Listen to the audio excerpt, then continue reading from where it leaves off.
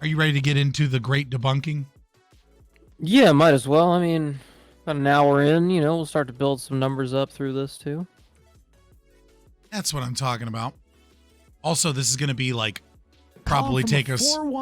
This is probably going to take us like multiple hours. 3 or 4 hours. Yeah, Sam Seder's entire shtick is to be bad faith as possible and play dumb as much as possible. Yep. Sam Seder is another Vosh, claims to win the argument by misrepresenting everything, strawmanning everybody, and then denying to see the truth statements. We get it. We get it. All right, boys. We are going to get started. Could someone tell me about this Vosh character so I have some context? Shut the fuck up. Oh, fuck. Just watch on Short Fat Otaku's video, which is a re-upload from someone else's channel. Vosh is, what is it? Ontologically evil, I think is what the title of it is. Just put in Vosh is evil. You'll find it. And you'll see all of the examples of incredible bad faith that he engages in. So let's make this a little bit smaller, just like that. And that should get us through, ladies and gentlemen.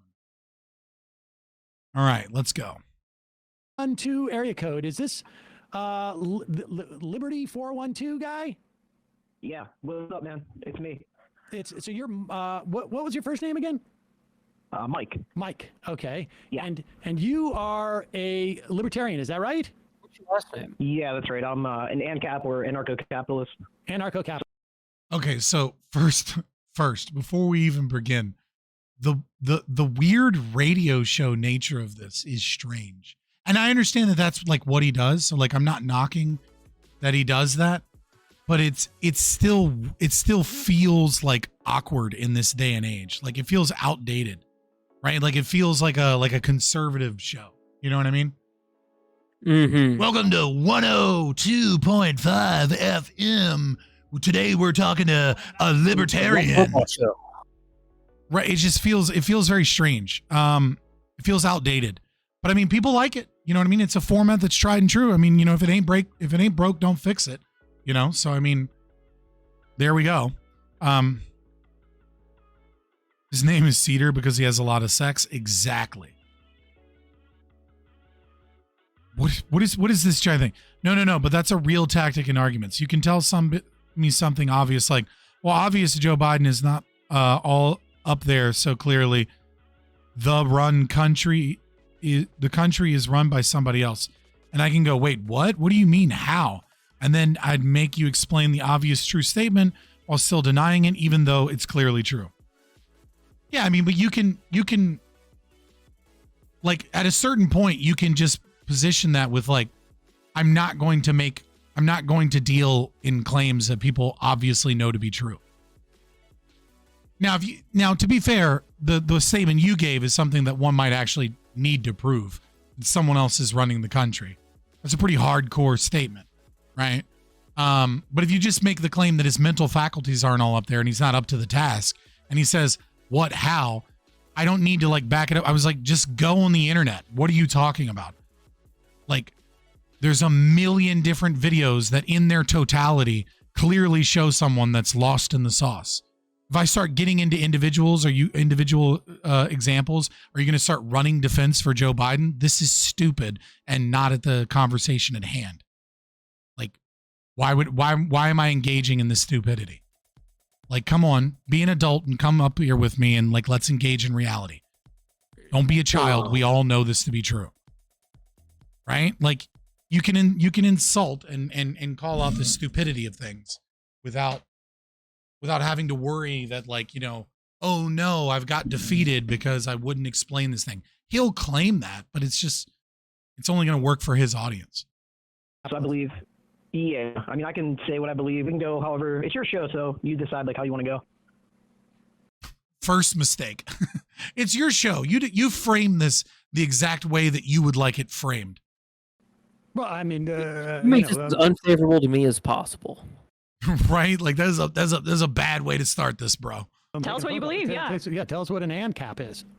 Yeah, I mean, I just believe that we don't need the government. The government's a criminal gang that it's no benefit to society as a whole to have a government, and it's immoral, it's wrong, and it hurts everyone in the long run that's not a part of the government that benefits from it. So that's basically what I. Okay, so first off, what we have as a description of anarcho-capitalism is I hate the government. The government is bad. It fucks over everybody. First and foremost, he's setting this up in a consequentialist framework, right? So he's already ceding the moral territory and willing to engage in the leftists' interpretation of morality. Second, he's presenting the ideology of an outlaw libertarian, not an anarcho-capitalist. He's saying, I hate the government. What's that? I'm gonna grab my jacket. Oh yeah, fair enough. He's setting up the ideology of like a libertarian outlaw, someone that hates authority, hates power structures, hates and resents the fact that this power is used against us in negative ways, which isn't necessarily bad things in and of themselves in the way that he probably believes, right? Like I'm not here to just shit on the guy and be like, you're no ANCAP, right? But like it's not a good definition of ANCAP or probably even what this guy believes. It's a very simplistic understanding of like of where our anger is pointed towards. I mean, it could be that he's just trying to do like the KISS method, keep it simple and try not to like try to keep it vague enough that he can maneuver around without realizing who he's up against. And by who he's up against, I mean the community college professor who's probably always trying to bang freshmen. Is that what you think Sam Seder looks like? Yeah, kind of.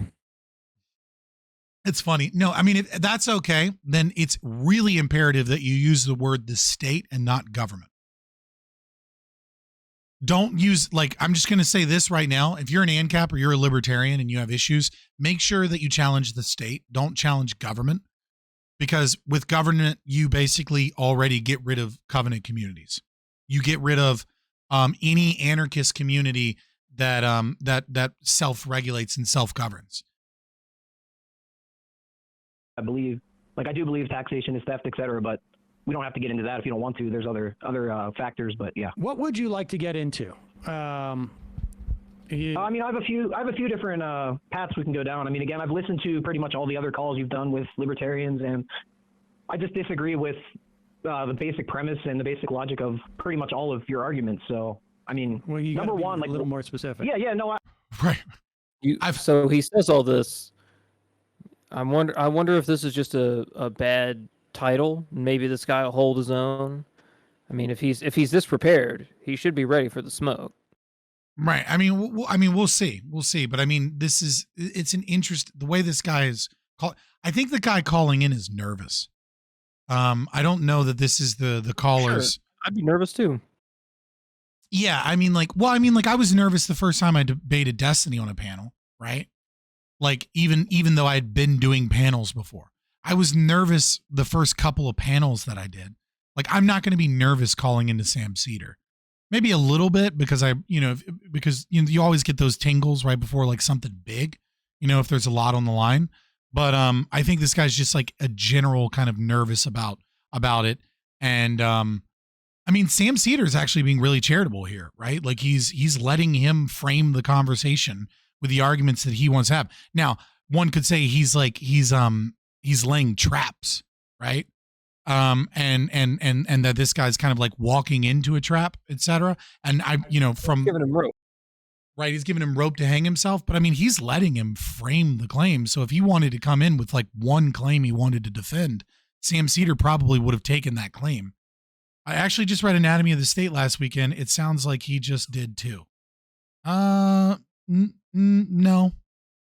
Rothbard especially is very, very, very careful to utilize the word state. But also Anatomy of the State's kind of written. When was Anatomy of the State? Anatomy of the State's one of his earlier works, correct? So I think this would be the 50s. Yeah, so I think so it might be that he uses the word government in lieu of the word state.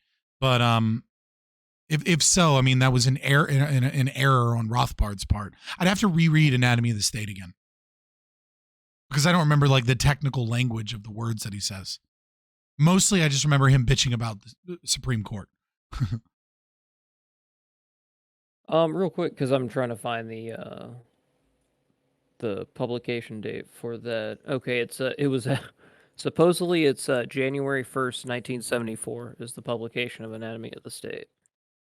74. Okay, well then it's probably not got a lot of the government in it. It's probably got a lot of the word utilization of the word the state. But let's continue. But I get it, real I get it. quick, Mises Institute is doing a fundraising campaign because they rely on private donations. So if you're interested in that, just go to the Mises.org. Yeah. All right. So on stream, Liberty Bowl and I have like had to reschedule some stuff, but I want to hang out and talk to Liberty Bowl on Thursday. He says it's cool. So Liberty Bowl and I will hang out and have some discussion on Thursday for sure. Is his partner coming by or just Hombre? Well, hopefully his partner can come by, but he hasn't stated so far.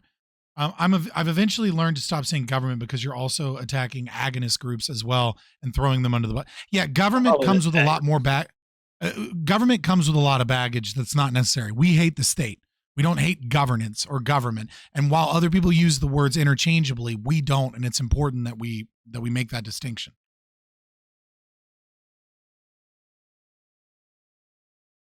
Oh yeah, for sure. The state is a criminal enterprise, obviously. All of your arguments. So, I mean, Well, you number gotta be one, like a little more specific. Yeah, no, I get it. So number one, I guess, like, why do we assume the worst about a free society like anarcho-capitalism, where people can? Okay, another mistake that this caller is making. You want to ramp up, right? Notice any conversation I have with anybody. I always start friendly. I always start charitable as possible, friendly as possible, talk about their day. Hey, how are you doing? Right? You don't come in and go, I take issue with your logic or your blah, blah, blah, blah, right? Because the energy that Sam Seder has, right, is low and calm. He's being insulted by this person and he's calm while he's being insulted and like very chill about it. And this person's coming in insulting. So when the debate does get egregious or he says egregious things, you're not capable of being offended. You're not capable of being like, that is the dumbest thing I've ever fucking heard, because you didn't ramp up to that. And he has room to ramp up and you don't have room to ramp up. So it's really important when you take on these conversations that you have like a calm demeanor, that you're chill. You're not coming out of the gate like headstrong, because if you do that, you have nowhere to go. And then you just look ridiculous if you try and ramp up further. It's a marathon, not a sprint. Exactly. I mean, this is 51-minute video, right? Like you can't, I mean, you can keep being offended. At the end of the day, the most offensive and insulting thing you can do is have the correct argument. And do whatever they want with, as long as they follow the non-aggression principle. Like, why would we assume that that's going to lead to bad outcomes? Well, hold on, pause. You don't see a difference between the state and a government. Government is just a hierarchical organization that has some level of authority over some domain, right? A corporation is a government. A covenant community is a government.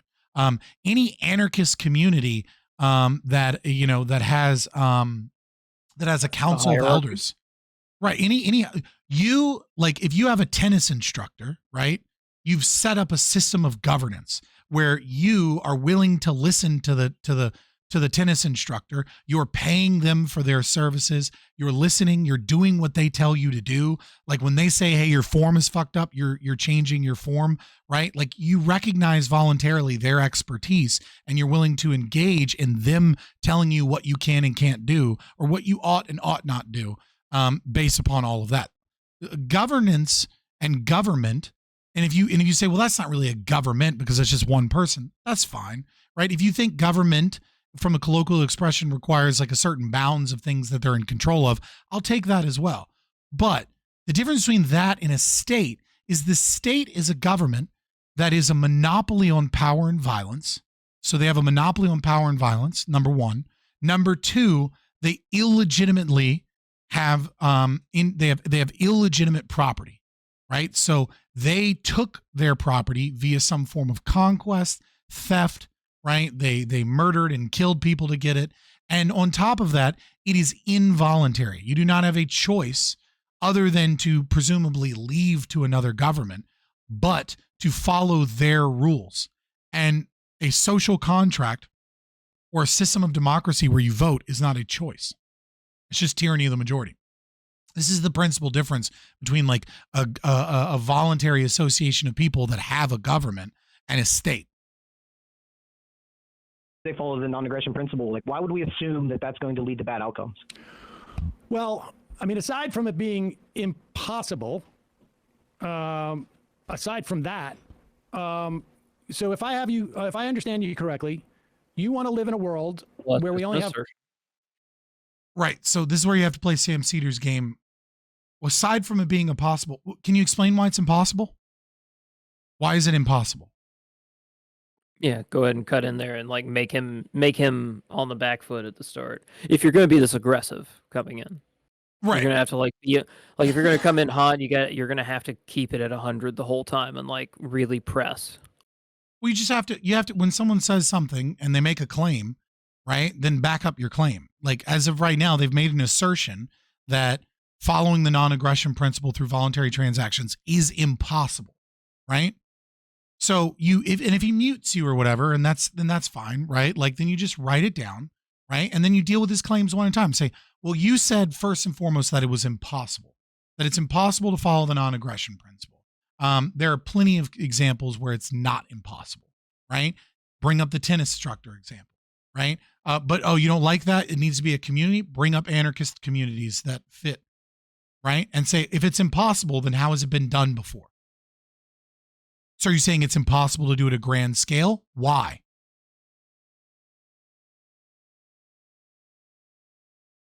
Corporations, or I guess you could say like little, I don't know, fiefdoms, right? That are supported by what? There's no. Let me ask you this. Let me do this. Okay, so right, I mean corporations, right, or fiefdoms, or like associations, whatever we're going to call them, and we've had them from time immemorial, right? Right. So this is where he's saying right a bunch of times, not because you're tracking, but because he's making claims, right? He's establishing that he's trying to force that he is correct. Right. So he answered the question with a bunch of claims, and now he's switching to a question. Right. So I'm going to answer your claims first. Let me ask you this question. Sure, I'll take your question, but first, let me challenge the assertions you made, because your assertions are wrong. I mean, there are these. Yeah, I would just take issue again with the fact that you start off with saying it's impossible. Like there's no. Okay, you're not giving yeah, there you go. Yeah, fair enough. That's good. evidence. Fine, you're not giving evidence. Okay, okay. right. Okay, it's perfectly possible. All right, I don't want to get caught up on that. But let's just talk about what this looks like. It's you heard it here, folks. Sam Seder admits that a society that follows the NAP is possible. It's not just possible, but perfectly possible. So why can't I go do it somewhere? bunch of corporations, right? Or fiefdoms. And I mean, you're free to start a corporation or associate with whatever business you want to voluntarily. Okay. So yeah, there could be corporations. Yes. All right. Now you say this Don't accept corporations. Say the term corporation applies within a mixed market socialist economy that we currently have, and it comes with all sorts of privileges that are granted by the state. Fiefdoms is stupid because it has nothing to do with what we're talking about. I just dismiss with that completely because it's a totally different ideology, totally different economic system, totally different theory than feudalism. But in terms of corporations, that entails a bunch of things that exist and privileges that exist under the state. So while you could have incorporated firms, they wouldn't have things like, let's say, bankruptcy laws granted by the state. They wouldn't have certain protections. They wouldn't have, as I'm sure you don't like this whole corporations are people bit of Citizens United. There's a bunch of protections afforded by the state to corporations that wouldn't necessarily exist in an anarcho-capitalist society.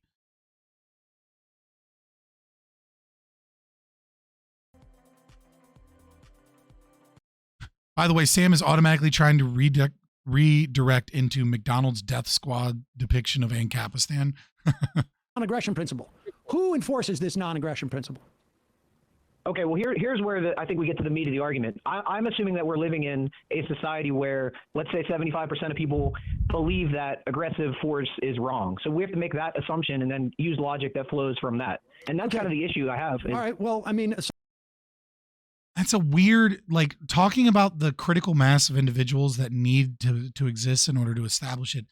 I don't know that that's a bad argument per se, but I don't know that that's the one I would have used in that moment. I would have answered the question, but maybe I'm too good faith. I don't know.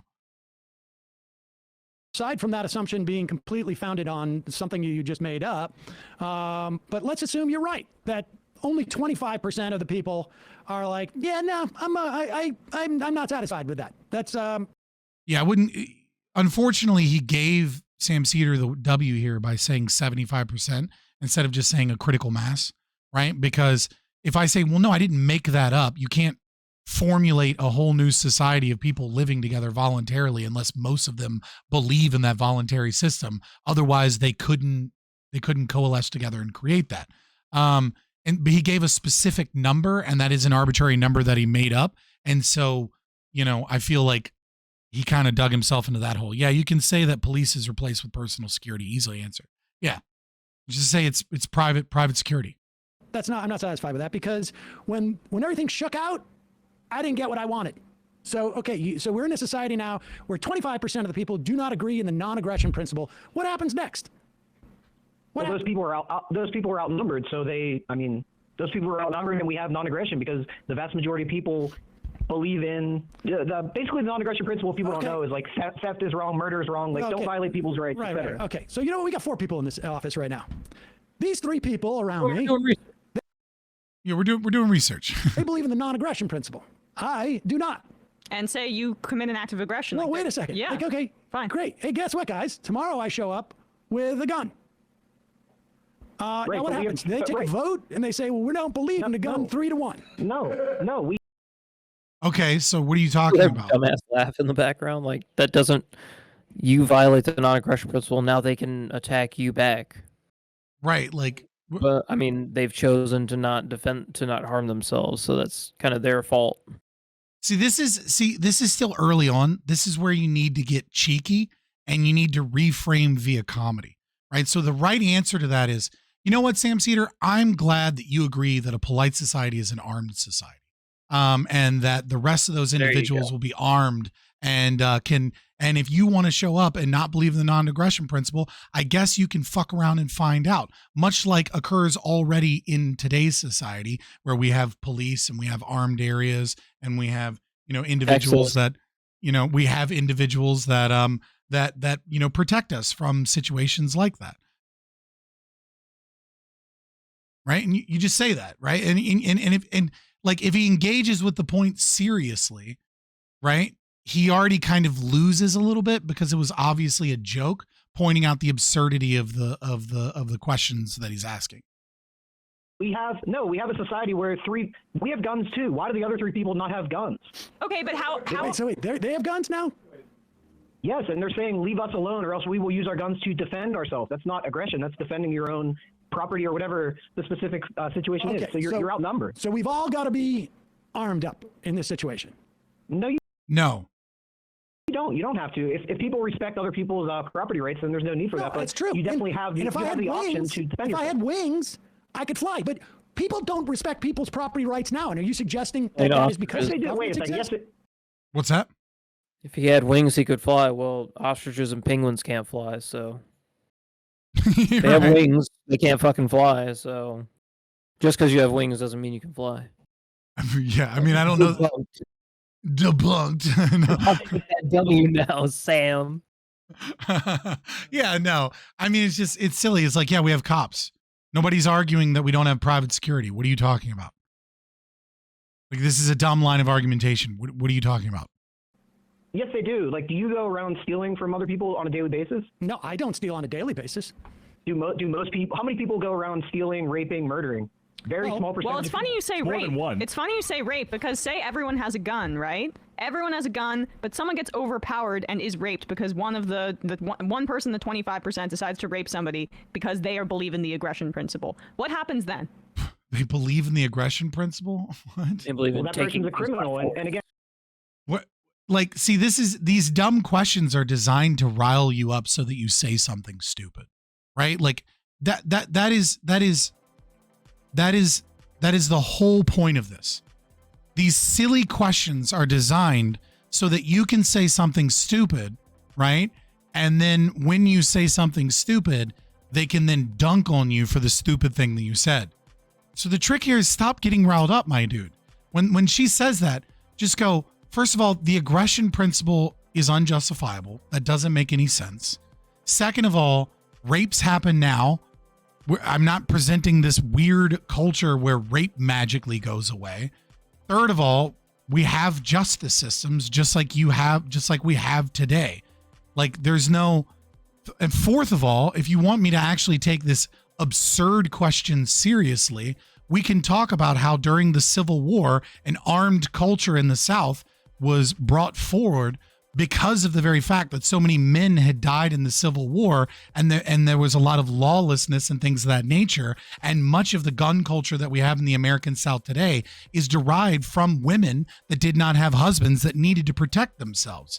So I don't understand this line of argumentation. Are you going to take this conversation seriously, or are you just going to meme?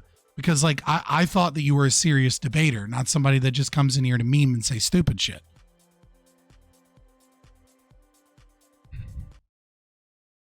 2-on-1 better than we have today. 2-on-1 arguments are fundamentally fucked because they can trade and tag team. Again, we're assuming but what's a criminal? Because Who decides that they're a criminal? Yes. Like, what is the mechanism, right? Because we don't have a monopoly of force in your world, correct? That's right. There's no. This. So he brushes past the first question, then demands correct and demands an answer to the term correct, right? So he's completely allowed the dunk to go. So you have, if people are going to use these tactics, you have to. Is Sam a serious? Is he a serious debater? It doesn't seem like it. Obviously, like this is debate bro, low IQ level shit. But I mean, if someone's going to do that, you have to nail them to the wall. You have to say, I'm not answering that question until I deal with the previous question. And let me answer that question. And if he goes, no, this, and be like, well, I'm here for a debate. You're tag teaming. The other individual that you've brought in has a question. So I'm going to answer that question first. Like you can wait your turn. Wait your turn. Just like if he's going to engage in silly childish shit, treat him like a child, right? Just like wait your turn. Have a little patience. You've already asked the question. Let me answer the question. Before you go on with additional questions. We'll get to your question when we have time. I'm answering this person's question. Right? Like you have to be willing, you have to be willing to understand that these are debate bro tactics, and you have to be right. And you have to be willing to be a bit of a dick, and it's not arguing in bad faith, and it's not being but you have to be a debate bro. You can't come in there and like this, wonderful, good faith interpretation where you're going to let someone else control the entirety of the thing. Because as of so far, he's yet to be muted, right? So if you're not muted, then engage that way. It's not that difficult. But you have to have some confidence. You can't let him constantly reframe it, because now this absurd aggression idea has handed a victory to Sam Seder, despite the fact that it's the dumbest fucking argument I've ever heard. No government, there's no entity, so it's just a series of competing force that will decide, right? In this instance, it's like, these three here will shoot me with my gun if I'm aggressive, right? Because as soon as I show up with a gun and say like, hey guys, I'm running this place, and they go, oh no, you're not. They show. It's a series of competing force, right? That's what makes it better. Is the reason that it's competing force is that when you're engaged in a state, you have a monopoly with no competition on force, and because of that, you can use regulatory capture, corruption. Laws can be made that don't benefit people. And there's all types of other things that come from the corrupt incentive structure of a monopoly on power and violence. It is a competing system of force, except it is not competition when you are dealing with the private property owner. The private property owner's rights are sovereign. It is voluntary association that allows for this competition. So when an individual enters your property, they agreed to abide by your rules, so long as those rules don't violate the non-aggression principle, and and that's how that works, right? Like you're not violating the NAP, they're not violating the NAP. If they are violating the NAP, that is when the competition of force takes place between your rights enforcement agency and theirs, or whatever communal system of government you have. The key distinction here is that the voluntary nature of it rids the corrupt influences from what is a monopolistic power on violence, which is what you advocate for. What I'm advocating for is voluntary association, so that people that have the same values and the same ideas and the same principles can get together and can share those values and ideas in a beautiful world where they're able to do that. Obviously, there will always be upstarts, but the nature of the upstart and how we deal with that via violence is not about whether or not violence is occurring at all, or whether or not my system doesn't have violence. It's about the monopolistic tendencies of the state and their incapacity to be able to appropriately seek justice or seek restitution. I knew nothing about any of this, but it seems like this guy picked a soft target. Yeah, right? Sam will happily take a W on a micro topic and never engage with the substance the majority of the debate. Man, you guys really hate Sam Seder, but like people wanted me to debunk. Like people were like, "This is so ridiculous. We need to debunk this." People seemed excited, so I'm going to do it. Show up with guns the next day, and we have a huge shootout. Maybe I take one or two of them out. Maybe I take all three, frankly, because I'm just better at it. And then I wait until. Have you heard about Waco, sir? Like these situations don't already occur. The difference is that one person has the authority to commence the shootout and no one else does. That's a problem. Till there's more people who show up. So you have a bunch of disparate people with force. There is no one to adjudicate anything, right? Who's going to adjudicate? No, there's a private court system. I'm assuming there's a private court system, which I know that you disagree with, but we can get into that as well. It's and not how that that I would disagree work. with it, but I have my private court. You have your private court. Who adjudicates between those two private courts? But again, you're outnumbered. You're the minority. Like most people in society would pick a court that defends private property rights because, again, we're assuming society is 75% of people that say. Yeah, this is a bad line of argumentation. Who decides that?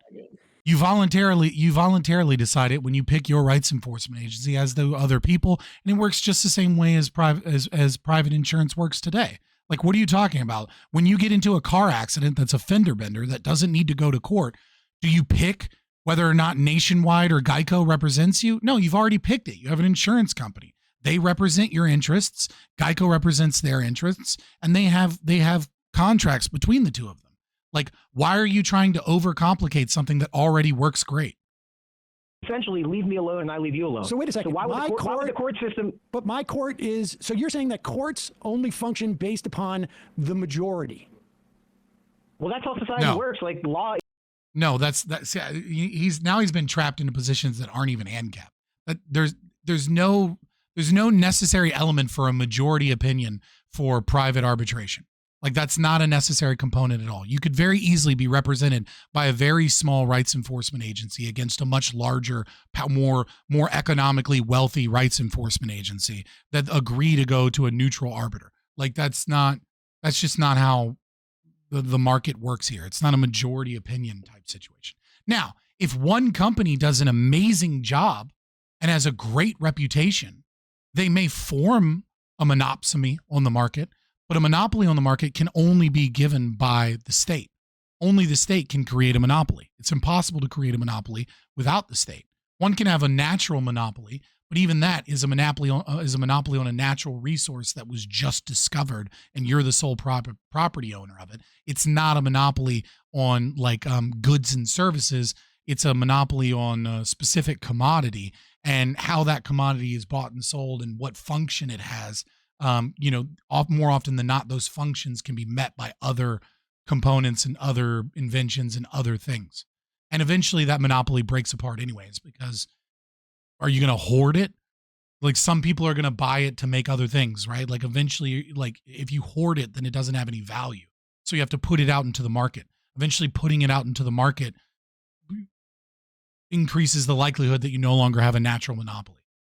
And eventually you won't have a natural monopoly if you're selling it, right? So there's no functional reason to have a monopoly other than a natural monopoly that springs up kind of randomly and chaotically. And that's kind of true in any government system where the state doesn't just seize property. is based on what society believes. Like society used to believe slavery was legal. Like the government made slavery legal or Wait a allowed second, slavery dude, you don't believe in government. So I'm saying you're saying. I know. That's why the government's a bad idea, right? All right. Okay. So wait a second. Let me just see if I get this correct. Yeah, that was a terrible argument that he made. Yeah, that was a bad route to take. And it's also not an ANCAP argument. I think he's just kind of fishtailing a little bit here because he's getting frustrated. Right. Yeah, and this is probably when we'll start to see Sam really take over and dominate this. I mean, thus far, Sam has dominated the conversation, and he's done so by essentially making statements, and then either himself asking a question that is pivoting, or having his partner ask a question that is pivoting, and then moving on to additional statements and then asking questions. So he's able to frame the conversation via questions and statements that he's making that go unanswered and unchallenged, right? So like, hey, thank you so much, Stardust Crusader. I appreciate the sub. First sub of the night, I believe. I believe it's the first sub of the night. Interesting. Saitama got one. There you go. Wait, Saitama. Oh, bulletproof Baldy. I get it now. Yeah, but I mean, so I mean, like the biggest thing here is like you need to be equally as frustrating to Sam Seder back. You need to be like, you asked several questions. I'm going back to the original statement you made and why I think those statements are wrong. I'm not going to engage with you constantly pivoting off of statements that are false that you're making. So let me engage with that statement. Or your partner asked a question, so let me answer that question. Like, we're going to take turns. We're going to do this one at a time because you're incapable of not gish galloping, it seems. So like we're going to have to round robin this like it's kindergarten. And just keep insulting him like the baby that he is and try and make him flustered. Because as of right now, he's very calmly doing everything he can to fluster the opponent. And he's doing very good at that. Luke Rudkowski is spreading the good word of anarcho-capitalism on Timcast by wearing giant fake tits. I can confirm. That's why the feminists had to step in. Feminists only stepped in because Sam had no idea what the fuck he was talking about. Oh, God, because of the rape thing? Oh, that's hilarious. You and I have a property dispute. Okay? I say that plot of land is mine. You say it's yours. How do we adjudicate this? Well, we need more information. Who's like? Are you? What's that? Did you homestead it? Right. Well, I mean, yeah, we need probably more. Not yours. Right. I mean, he's saying we need more information. He's saying that like I'm living in a house for like 10 years, and then one day, 10 years later, you show up, and you say this is mine with a gun. Is that what the argument is? No. Let's just say there's a piece of property out on Route 87 in New York State. Is anyone using it? Nobody's there. Okay. I say it's my property. You say it's yours. How do we adjudicate this? Well, I mean, we use homesteading. Whoever uses it first, whoever mixes their land with the labor first, owns it. Okay. So if you mix your labor and I come in and I say, you know what? I'm here now. You go off. I got a gun. Goodbye. Again, you're a criminal and you're outnumbered. Who says I'm a criminal? Society. Who says I'm a criminal? What? Like you did by just explaining that you aggressed upon the person. You specifically stated that an individual homesteaded the property, and then you came up with a gun and told them to leave. Like, what are you talking about? I call my rights enforcement agency and I get private security to come over and arrest you, and we do an investigation. Your rights enforcement agency will then, look at you in court. We'll look at the facts of the evidence, and we'll do the best that we can to determine the validity of the claims. I have a property deed and I have proof of my homesteading of the labor. Therefore, it's obviously my land at the very least. We can prove that much. The guy who was there first can document it, and therefore he's in the right. Yeah. Everyone, 75% of people in society. There's nobody around. So who do you go to? You're going to go. What do you mean there's nobody around? Hey, dude, just calm down. I want you to concentrate on the scenario I'm giving you. We're in the woods. You've got a house there. I come by with a gun. I say, get out. This is my house. And you say, no, this is mine because 75% of the population believes in the non-aggression principle. You obviously. This is such a dumb line of argumentation. Like, how does this not already happen in bumfucked Egypt in America or in any other country? Like this happen. Have you ever heard of ginseng? let me tell you, boys, ginseng in Appalachia is like a serious fucking thing. People grow ginseng on their property because it only grows in certain areas, and wild ginseng is worth a lot more money, and it takes a really long time before you can harvest it. It's very expensive and it's worth a lot of money. And people will go onto other people's property to steal their ginseng. It happens all the time. And so what do? You have to defend your property because the cops don't have a response time, below fucking an hour and a half out in the middle of nowhere in Appalachia. So you fucking defend your property or your shit gets stolen. Like, this isn't some magical thing that only occurs and only exists in Ancapistan. What you're describing right now is Appalachia in America today. Like, nobody is saying there's this beautiful utopia where everything is magically solved. People do bad things. What we're saying is that certain things are morally unjustifiable, and taxation and theft and this forced monopoly on power and violence not only does it lead to bad outcomes and corruption because the incentive structure itself is corrupt, but that it's morally unjustifiable. We're not saying that, like, by adopting our system, you live in magical la fairyland. You're not even allowed to harvest ginseng in my state? Yeah, right? The worst case scenario, if you cannot prove who owns what, if two judges disagree and cannot discover the truth, they rule a compromise decision to avoid a fight. Pretty much, yeah. In this case, when no one is around, you tell him to leave, and if he doesn't, shoot him. Simple, yeah. Apparently you don't have a gun, though. Yeah, well, I mean, first and foremost, what are you doing living out in the middle of nowhere with no quick access to police officers, with an ornery, like in a house in the middle of the woods, unarmed? Like, what kind of pussy-ass city liberal shit is this anyways, Sam Seder? No, I bet they have a bow and arrow because they're more of a naturalist and they want to hunt more primitive style. There's a fucking anarcho-primitivist living out in the woods. Yeah. Right? To steal man. Right. You're outnumbered. Get out of here. And I go, that's a fun story, but goodbye, or I shoot you dead. And so you leave because you don't get shot. And now what do? You go around to people all around and say, hey, come with me. This is my house. And they go, who are you? And you go, well, my name is Liberty 412. And we've never met you before. And I'm like, well, it's my house. And then we come and I'm here and I say, no. What if you are living in a house in the middle of the woods, separate from a community that doesn't know you, and you don't have a rights enforcement agency or any insurance on any of your property in any way, shape, or form, and someone comes and robs you, steals your home, and then you bitch about the injustice of it all, and nobody helps you because you can't prove that it's your house, and you don't have a deed, and you don't have any records, and you don't have any insurance, then it's very unfortunate that a crime occurred. It's very unfortunate that your property was stolen.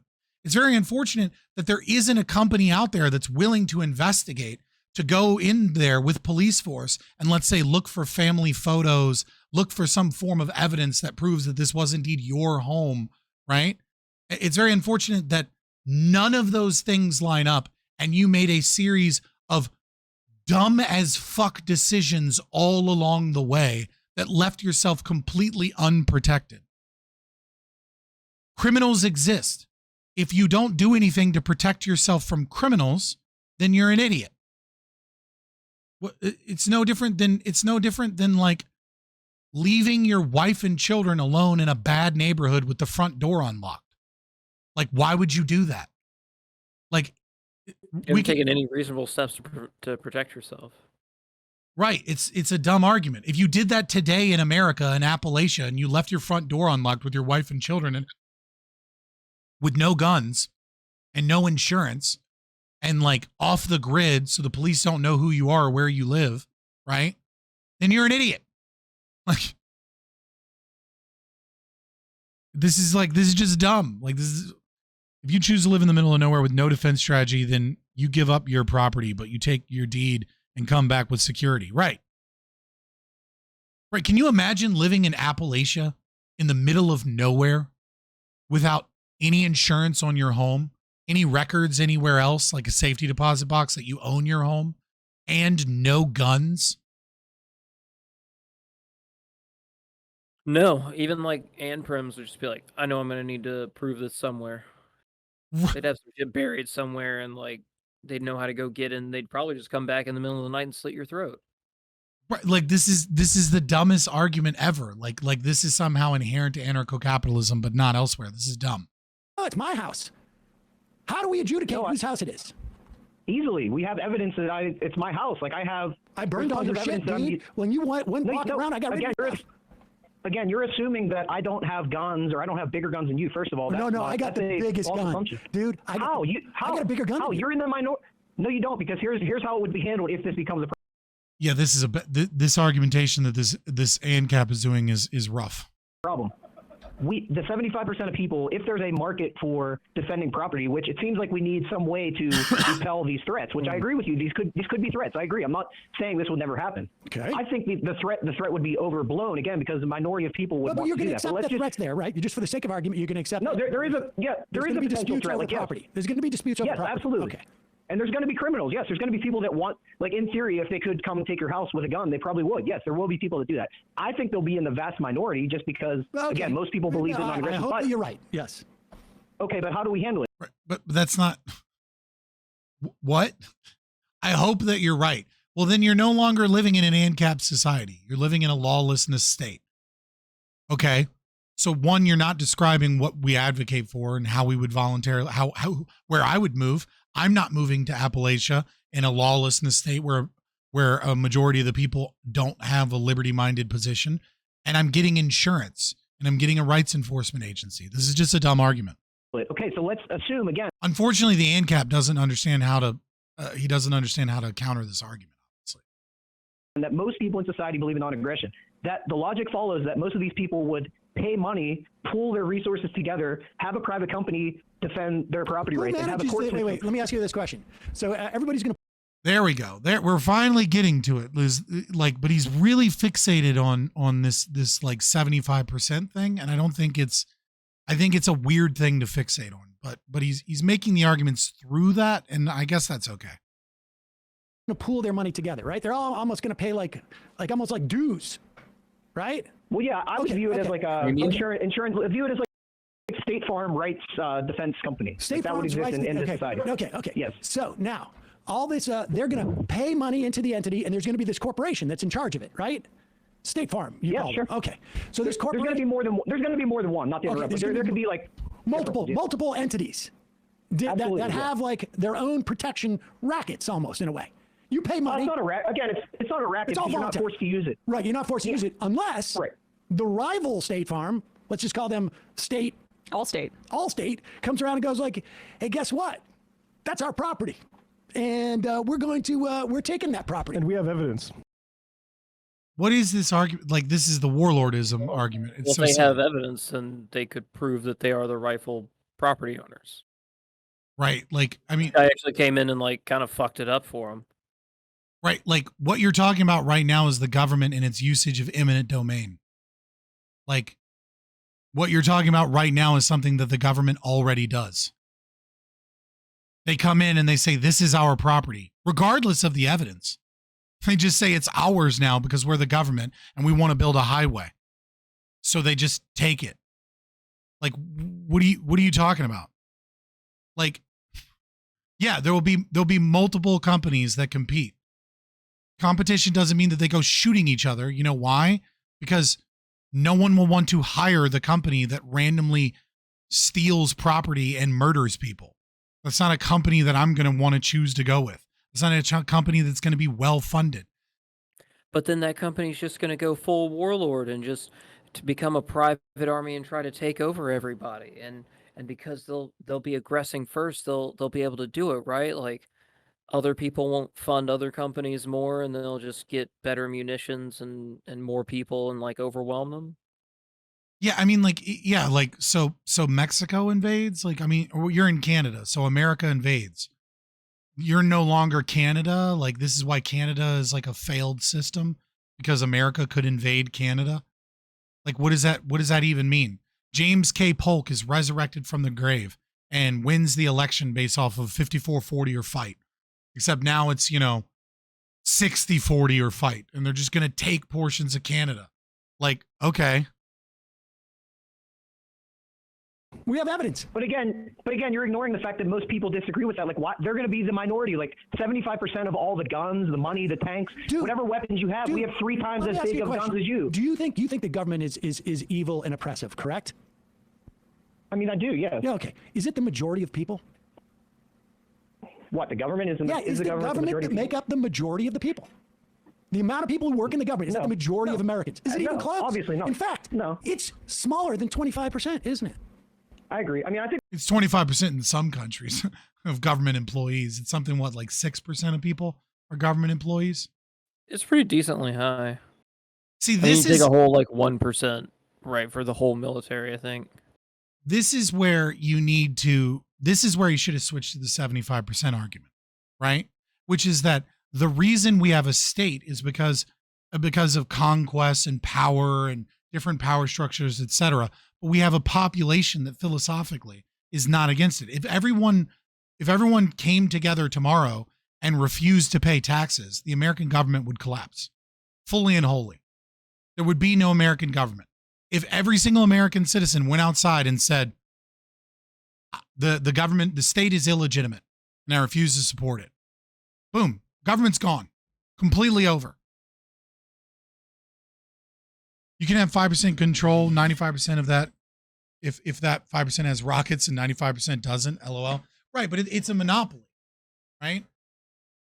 So the idea being here is if you have a libertarian society that is coalesced together in a voluntary system in your little area, and the overwhelming majority of those people, or a certain mass, critical mass of those people, which would probably be higher than 75%, to be honest, because it's voluntary associations. If you don't believe in that shit, why are you there? The only reason that you're there is that you agree to the rules by which that community lives under, because they are so beneficial to you, despite the fact that you don't believe in those rules, right? So, like, there's no reason for someone to be in that society unless they either A, believe in the non-aggression principle, or B, like the way the society is run in such a way that it benefits them, right? I mean, I guess you could have some infiltrators. Sure, that'll certainly happen, and that's something that needs to be fought against in any community, empire, or people.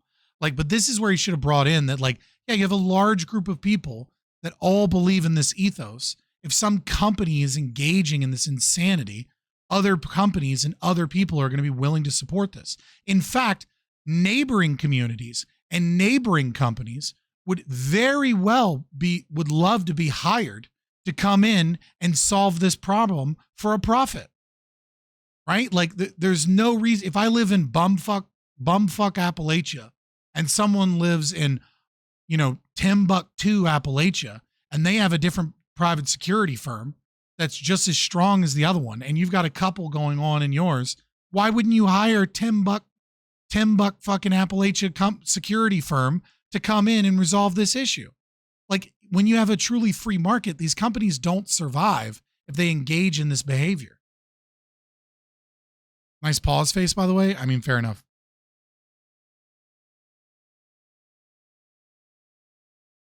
This is also true, Raffle.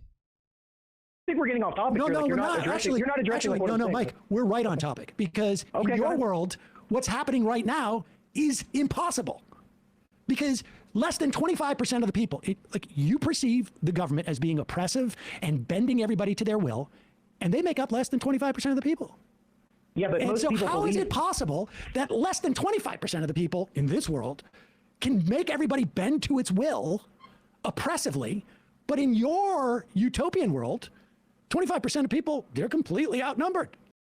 Right. Again, the entire structure is different, right? Number one. Number two, anarcho-capitalism is not a utopia. Empires rise and fall. Communities fall, right? Like, nobody here is saying that this is a perfect system devoid of criminality, right? Like, we're saying this is what's morally justifiable, and this is what's not morally justifiable. And I think the biggest problem here is that he immediately, from the very beginning, with his definition of anarcho-capitalism, defined it in a consequentialist framework and an outlaw framework. He did not define it as a descriptive legal philosophy of what is immoral tied to an economic theory of Austrian economics that that adequately explains how the economy functions. These are the principal elements of anarcho-capitalism. That the non-aggression principle and the non-aggression principle flows from argumentation ethics and shows us what is, at the very least, shows us some of what is not morally justifiable. And the state and aggression against persons, and by virtue their private property, because of the right of self-ownership and homesteading, are morally unjustifiable. Instead, because he's in this consequentialist framework, he's now allowing him to be able to explain situations where something that violates the theory could in practice conceivably occur. And Sam Seder's right here. There's no reason to believe that an entire world of anarcho-capitalists, right, couldn't possibly have criminals with enough means and power that take over areas by force and that they get away with it. Just like just like any empire could fall, just like any community could fail, right? The Oneida community wasn't a bad idea. It was a great example of anarchist, philosophy. A little weird in the way they raised children, but it actually worked out, and they had one of the greatest education systems, better than all of America. But that people eventually split up. They went and did other things, and Oneida became a company that makes kitchen appliances, hilariously enough. Now they're a private quality stuff too. Right. Now they're a private company that buys his fucking what's that machine called where you slice tomatoes or vegetables or whatever. Mandolin. Yeah, they make like mandolins and shit. Like that just is what it is. Have I read any David Graeber books? No, not particularly. Slap chop. Vast majority of the people in the U.S. are statists who accept the state as legitimate. Yep. David Friedman will defend Anacapasam from the consequentialist framework. Yeah, I get that David Friedman is a consequentialist. And if he wants to choose a debate in that regard, that's fine. But I think it has severe weaknesses in forms of argumentation. And I think that talking about sticking to the right of self-ownership, sticking to the right to own your body and the right to your own labor and the negative rights from theft and from seizure and aggression are a better way of engaging, and then attacking the consequentialist framework when they attempt to use it. They can't possibly enforce their will.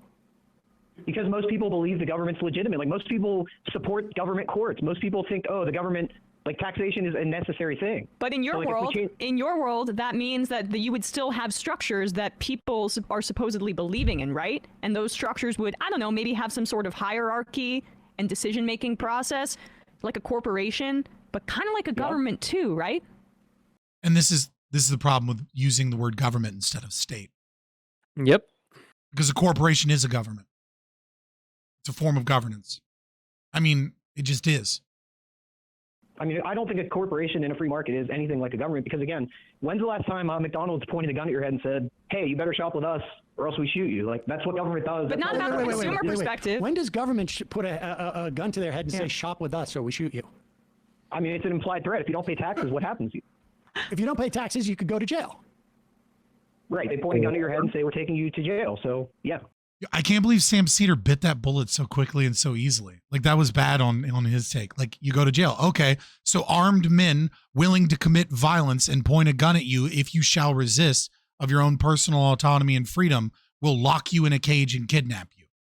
How is that not the same thing? Like, I can't believe, like, he bit that bullet so quickly. For someone that's supposedly so slimy, it doesn't seem like he's that good at it. It seems like he just gish gallops and gets his co-hosts to ask inane questions that get ignored. Like, this isn't very good. Dude, Sam Seder is messing up all over the place. Nobody has called him on his bluff, but Sam has had like 3 misses. Yeah, I mean, because the guy calling in isn't a debate bro. He's not like really prepped for this. Yeah, Blight Blazer, but I mean, the threat is essentially the same. Well, you're not actually. Corporations don't do that. You know why corporations don't do that? Because the government says they're not allowed to. No, because it's bad business. That's why. This is the Right. So the appropriate response here is the historical analysis. Don't like play his own game. Don't say, well, it's bad business and market incentives. You're sticking to ANCAP arguments that work for ANCAPs. When you say what you should do is you should be offended. You have to be offended here and say, what the fuck do you mean that corporations haven't done that? Right? Like the argument that corporations don't do this, right, is already like a bad argument because it's a defense of corporations. Right. Instead, you should say, yeah, corporations have done some evil shit in the past, but that would be because they worked with the state. And then when he's like, what are you talking about? The government stops them from doing these things. If they didn't stop them, be like, then what have you never heard of the fucking labor movement? Have you never heard of like the Pullman strike? Have you never heard about in Colorado where moonlighting police officers were working with permission from the government, murdered women and children on behalf of these corporations that were working with the state and killed these people? So that they couldn't protest for better wages, so that they could have a non-voluntary. And when they did go on strike, the federal government intentionally, hold on, sorry, I'm getting a call. The federal government intentionally put mail on rail cars so that they could send in the National Guard to stop these things. No, corporations in the state work together all the time to fuck us over.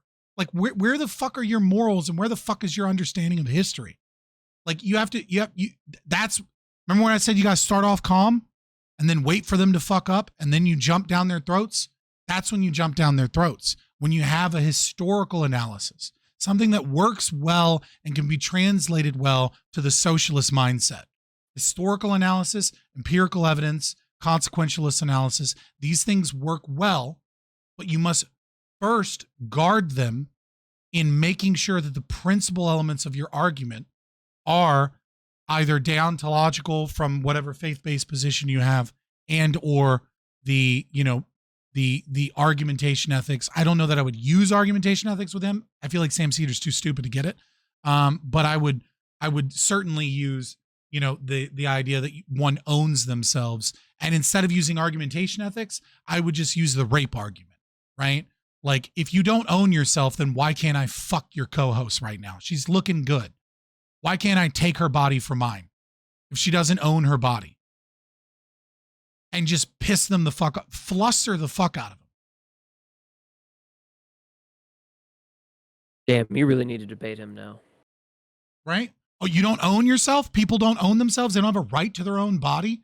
Your body belongs to somebody else? Well, your co-host is looking pretty good and she's kind of quiet. I like a submissive girl. Maybe I'll take her for mine. You know what I mean? Like, fucking go hard, but don't start off going hard. Have you guys read this book called The Collector? I've read this book called The Collector. But she's going to be, what is it? My Stephanie? What is it? My Christine? Miranda. My Miranda. That's what it is. Want her to be my Miranda. I heard in order to be considered a corporation, you have to have some sort of ties to the government, but I don't know how that categorization works. I mean, what do you mean by some ties to the government? Like, I can go make a corporation right now with like a simple some LLC paperwork. Yeah, you just sign some LLC paperwork. You know what I mean? Like, now if you go public, that might be what you're talking about, because then you have like fiduciary responsibility and shit like that. When Sam meets a challenge, he cuts them off, makes a lame excuse, and then hangs up on you. Yeah, you don't. Well, I mean, that's perfect, right? Like, please hang up on me and make a lame excuse, right? And then I'll just put a YouTube short up and says Sam Seder's a coward and runs like a baby from the debate. Sam runs away. Right? You know what I mean? Like, I got no problem with that. That's so easy, dub. The Seder slip. The other disagreement I have, it's bad business. How is a sustainable business model? Hey, let's point a gun at our customers. They'll be sure to come back and spend money with us if we just point a gun at them. That doesn't make sense. You know what you should do? Let me introduce you to this notion of organized crime, which is exactly that. Yeah, crime's in the name. What the fuck are you talking about? Yeah, it's like we've already established that it's not legal. Like it wouldn't be Organized crime. tolerated. Yeah, it's called like crime is in the name, Sam. Like you don't need to introduce me to any of it. I'm about to let's go fuck them up. You got a gun. You said you're one of the 4 people in a gun. Let's get together. We don't even need a rights enforcement agency. You and me, let's take care of this fucking problem right now. I don't like mobsters. Do you? Is that how you got your gun? Are you a mobster? Like, what is this dumbass conversation? Oh, don't start up the argument about is the mafia like the government in some ways, or vice versa. Mark and I got into a real big debate about this. I think the mob is slightly worse than the FBI, and Mark thinks the FBI is slightly worse than the mob. And we agreed to disagree there. We're going to leave it at that. Yeah. We're 100% going to leave it at that. To be fair, I had finished the bottle of wine at that point. Yeah, you had. No, you poured a teeny tiny bit out in the sink. Oh, that's right. I did. You had like 97% of a bottle of wine. Yeah, I mean, I think organized crime is, they're criminals, obviously. So, I mean, I disagree with what they do. Well, no, I'm not saying that you disagree with what they do, but you're creating a whole new society, which is based upon the idea that because 75% of the people believe in a non-aggression principle, even though they're fully armed, that somehow they're going. What does that mean? Even though they're fully armed, what the fuck are you talking about? Do you not know what aggression is, Sam? Are you too stupid to know what aggression is? Hold on, pause. You don't know what aggression is? Do you think aggression and violence are the same thing? I know you got a researcher. Would you like him to look up the dictionary definition between the two of these? Because we can do that if you need help right now. Do I need to hold your hand through this? Like, get wild. You know what I mean? Like, now's the time to start getting intense. Not in the beginning. To justly and sort of by osmosis organize, or they're going to hire their own armies, State Farm, Allstate, whatever you want to call them, who will have their own court systems. To be fair, there's another way to handle this. It wouldn't be my tactic, but there is another way to handle this, which is to get out a pen and notepad and very calmly and nicely and in super good faith, every single time he finally lets you speak, go, just write down the first claim that he says that's wrong, and then say, okay, I'm going to challenge this claim. All that other gish galloping you did, I'm just going to deal with this one. And do that over and over and over and over again. And say, I'm going to ignore all of these other points because you keep making assertions, and then you keep moving from those assertions without backing them up and moving on to other questions and pivoting. So I'm not going to allow you to do that. We're going to have a good faith. We're going to take turns like we're in kindergarten and just patronize him and be calm the entire time. That is another brilliant way to deal with this interaction. The old Mr. Rogers approach. No, that's mean to Mr. Rogers. I take it back. Yeah, I mean, like, I would probably do a combination of the two things, right? Like, I would probably react angrily and with mad shit talking on the things that I very easily can do that, but also are like extra egregious, right? Like, and shame him for making those arguments and insult him for making those arguments. And then in other things, be like, yeah, I'm going to deal with the first thing that you said. Like, you did a bunch of gish galloping. Let's deal with the first thing that you said. We can get back to that later. But if you keep making claims and assertions that are absurd, like, I have to deal with those first. And there is no one to adjudicate anything other than my court disagrees with your court. And so how do we resolve that? Like insurance companies do today. It's not fucking difficult. Like, you're being petulant. You're being petulant here. Like, it's not a difficult, like Geico and fucking Nationwide, the overwhelming majority of the cases that they have between the two of them, they work out together. It's very rare that they move up to litigation. And then once they move up to litigation, their lawyers talk to their lawyers and the clients involved. And they attempt to they go to mediation before they go to court. And then eventually they go to court. The only principal difference that I'm saying is that court should be a voluntary decision between those two companies that was set up beforehand via contract, and that it should be, and that there's a neutral third party that they agree to adjudicate measures through. That's the only difference. Is we have one forced upon us that makes silly laws with a corrupt incentive structure that dominates people, and we want a voluntary system of court. It's a very minor tweak to the system we currently have, but it's very, very important because it drastically reduces the corruption, and it's a moral system that can be morally justified, unlike yours.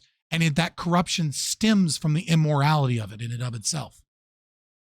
Not a difficult concept. Like, insurance companies work.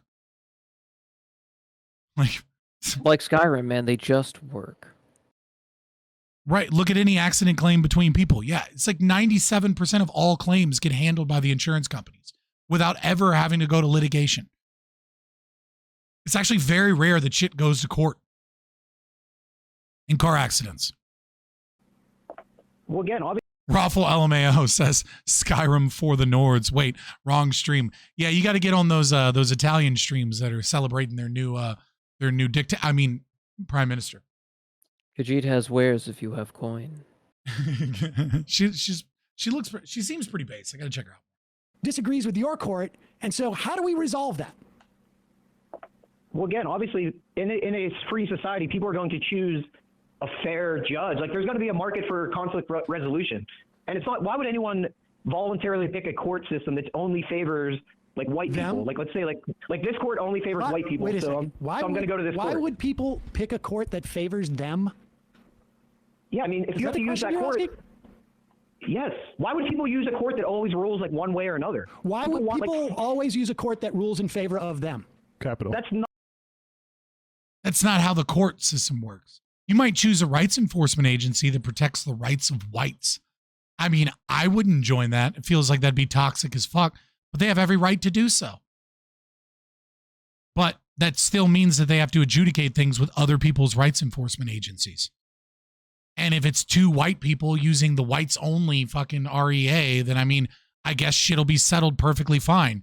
But if it's some black dude, then like, you know what's going to happen is that every single solitary rights enforcement agency that represents the interests of people other than white people is constantly going to be in court with these people because they're never going to be able to fucking agree with these recalcitrant fucking racists. And because of that, over and over and over again, the whites only REA is going to have this negative cost to their profit system, which is going to cause one of two factors. Either A, they go out of business, or B, they have to charge people massive amounts of money. And eventually, even the racists are going to be like, yeah, I'm going to go with this cheaper people. Like fucking, like every time I deal with you, it takes like months and months and months to get justice. And like, and it's expensive as fuck. Like this is dumb. I'm not doing that shit.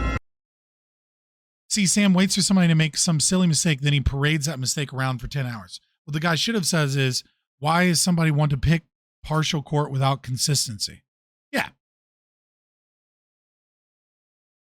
That's nonsensical. That doesn't make sense. Actually, from their purposes, it makes perfect sense because they get the outcome that they want, dude. It's called self-interest. Don't you believe in self-interest? Don't you believe that the society, everything's going to function in self? If everybody operates in their own self-interest, don't you believe in self-interest? I love how he's very practiced at this debate tactic, which is really silly. And it's like, you have to call it out, is that like one person makes the claim that something is something, and then the other person says, don't you believe in the something? But the question of don't you believe on something is predicated on the statement and or question on their redefinition of the word, right? It's so blatantly obvious that she's like, it's called self-interest, dude. And then he goes, don't you believe in self-interest? And then don't answer that question. Be like, that's not self-interest, you dipshit. That's against your own self-interests. And then explain why. Like this is actually kind of cute watching this because it's such a fucking blatant and obvious sham.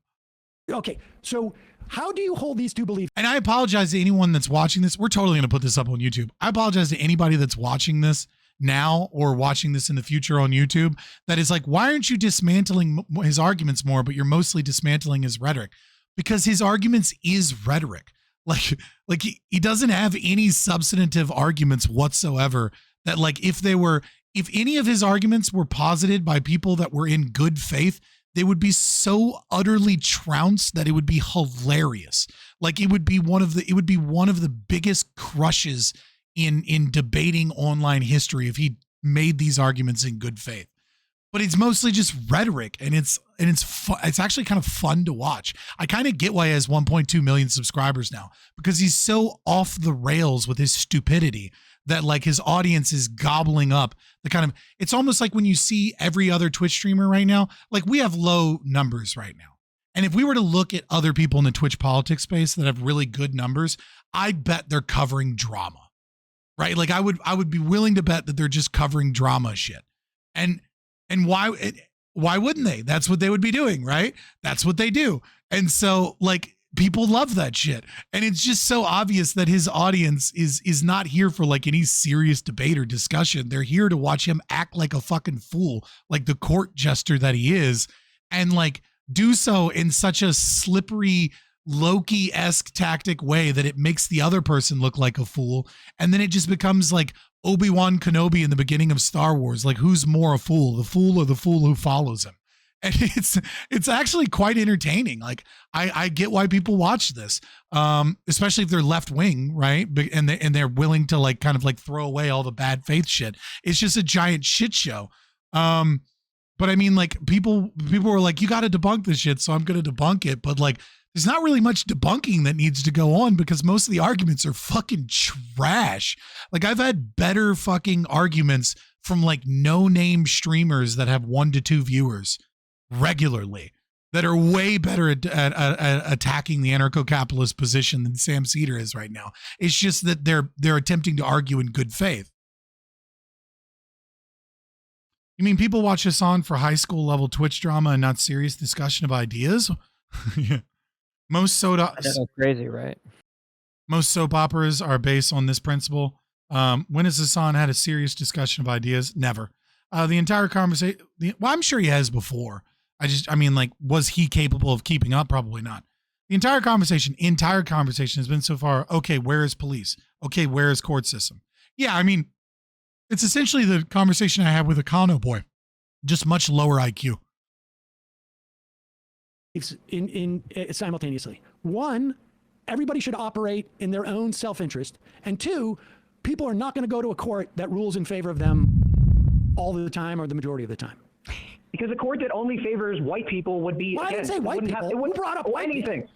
Who brought up white people? I'm saying you're me. saying like okay, just me. Okay, I get what you're saying. Yeah.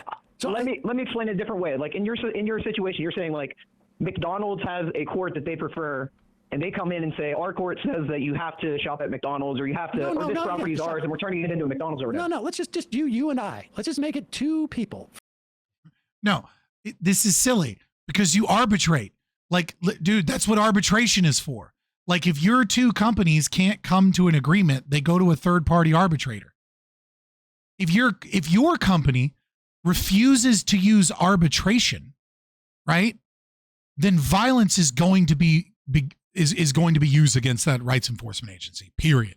If you have a rights enforcement agency that can't voluntarily agree what the facts of a case are and like settle disputes non-violently and just makes decrees from on high without going to a third-party arbitrator, like your company is going to be invaded by other companies. Like you can't exist in the marketplace of voluntary interactions and just start making demands and accusations against other people and using violence based off of those demands and accusations, because just as often as you're right, you're going to be wrong, which means you're going to be the aggressor of violent means regularly, and people are going to have to take care of you. And by take care of you, I mean like the organized crime way that you were talking about. Like people at this company are going to have to be sleeping with the fishes because they're a fucking problem.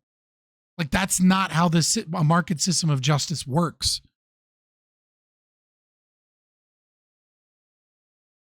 For the sake of simplicity here, you and I have a dispute over a piece of property. Okay? You have your evidence, I have mine. You claim that you've lived there for 10 years, I claim that I've lived there for 10 years. Whose court do we go to? I mean, I would think that the biggest courts, again, we're assuming 75% of people believe in non-aggression. I get it. Oh my God, this ANCAP dog. Just say a third-party arbitrator. Just say a third-party arbitrator, a third-party neutral arbitrator. People that refuse to go to a third-party neutral arbitrator will find themselves as aggressors that are demanded restitution regularly because they can't come to any forms of agreement. They will also find themselves using violence, rightfully so, in some situations. And eventually they're going to either go out of business from paying all of the restitution from all the aggression that they've enacted, or they're going to be fucking taken over. Just say a third-party arbitrator. It's 75%, but between you and I. Okay, so in that society, which courts are going to be the biggest courts? The ones that believe in non-aggression. They are going to be like the dominant court system with all the resources. How do they dominate? Because people believe that non-aggression is. How do people dominate in your society? What does it mean to dominate? They dominate the. You're using it the wrong way. I'm saying they dominate the market. Like Amazon dominates book sales or whatever. Like they are the biggest. They're the most reputable companies like around, and people use them. So they have the most amount. They have the most amount of money, and then but they have all this money. What are they going to do? Throw money at me to follow their court edict? Well, no, they have a reputation too. Like, oh, this court is a good reputation. Court, and also the court says your court that you go to says. Well, it's not my court again. It's going to be like this ANCAP is people's court. This ANCAP doesn't. I appreciate anybody having the balls to do this, right? Especially somebody that's not like me, that's like a seasoned debate bro and like kind of does this for a living now, right? So more power to this guy. Stepped into the arena, and if you were to compare him to your average regular person, he's doing a great job, right? That being said, not prepared for this. He does not have enough grounding and understanding in debate rhetoric and or his own positions in order to adequately answer these questions.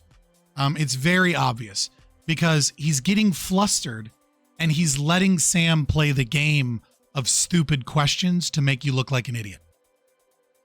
He's just asking stupid questions and pretending to not understand concepts so that he can argue in bad faith and make the other person look silly when they flounder.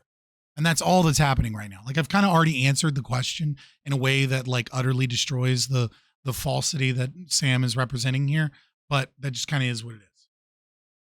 State Farm has a list of like, okay, these 3 courts are like courts that we will work with. And if we.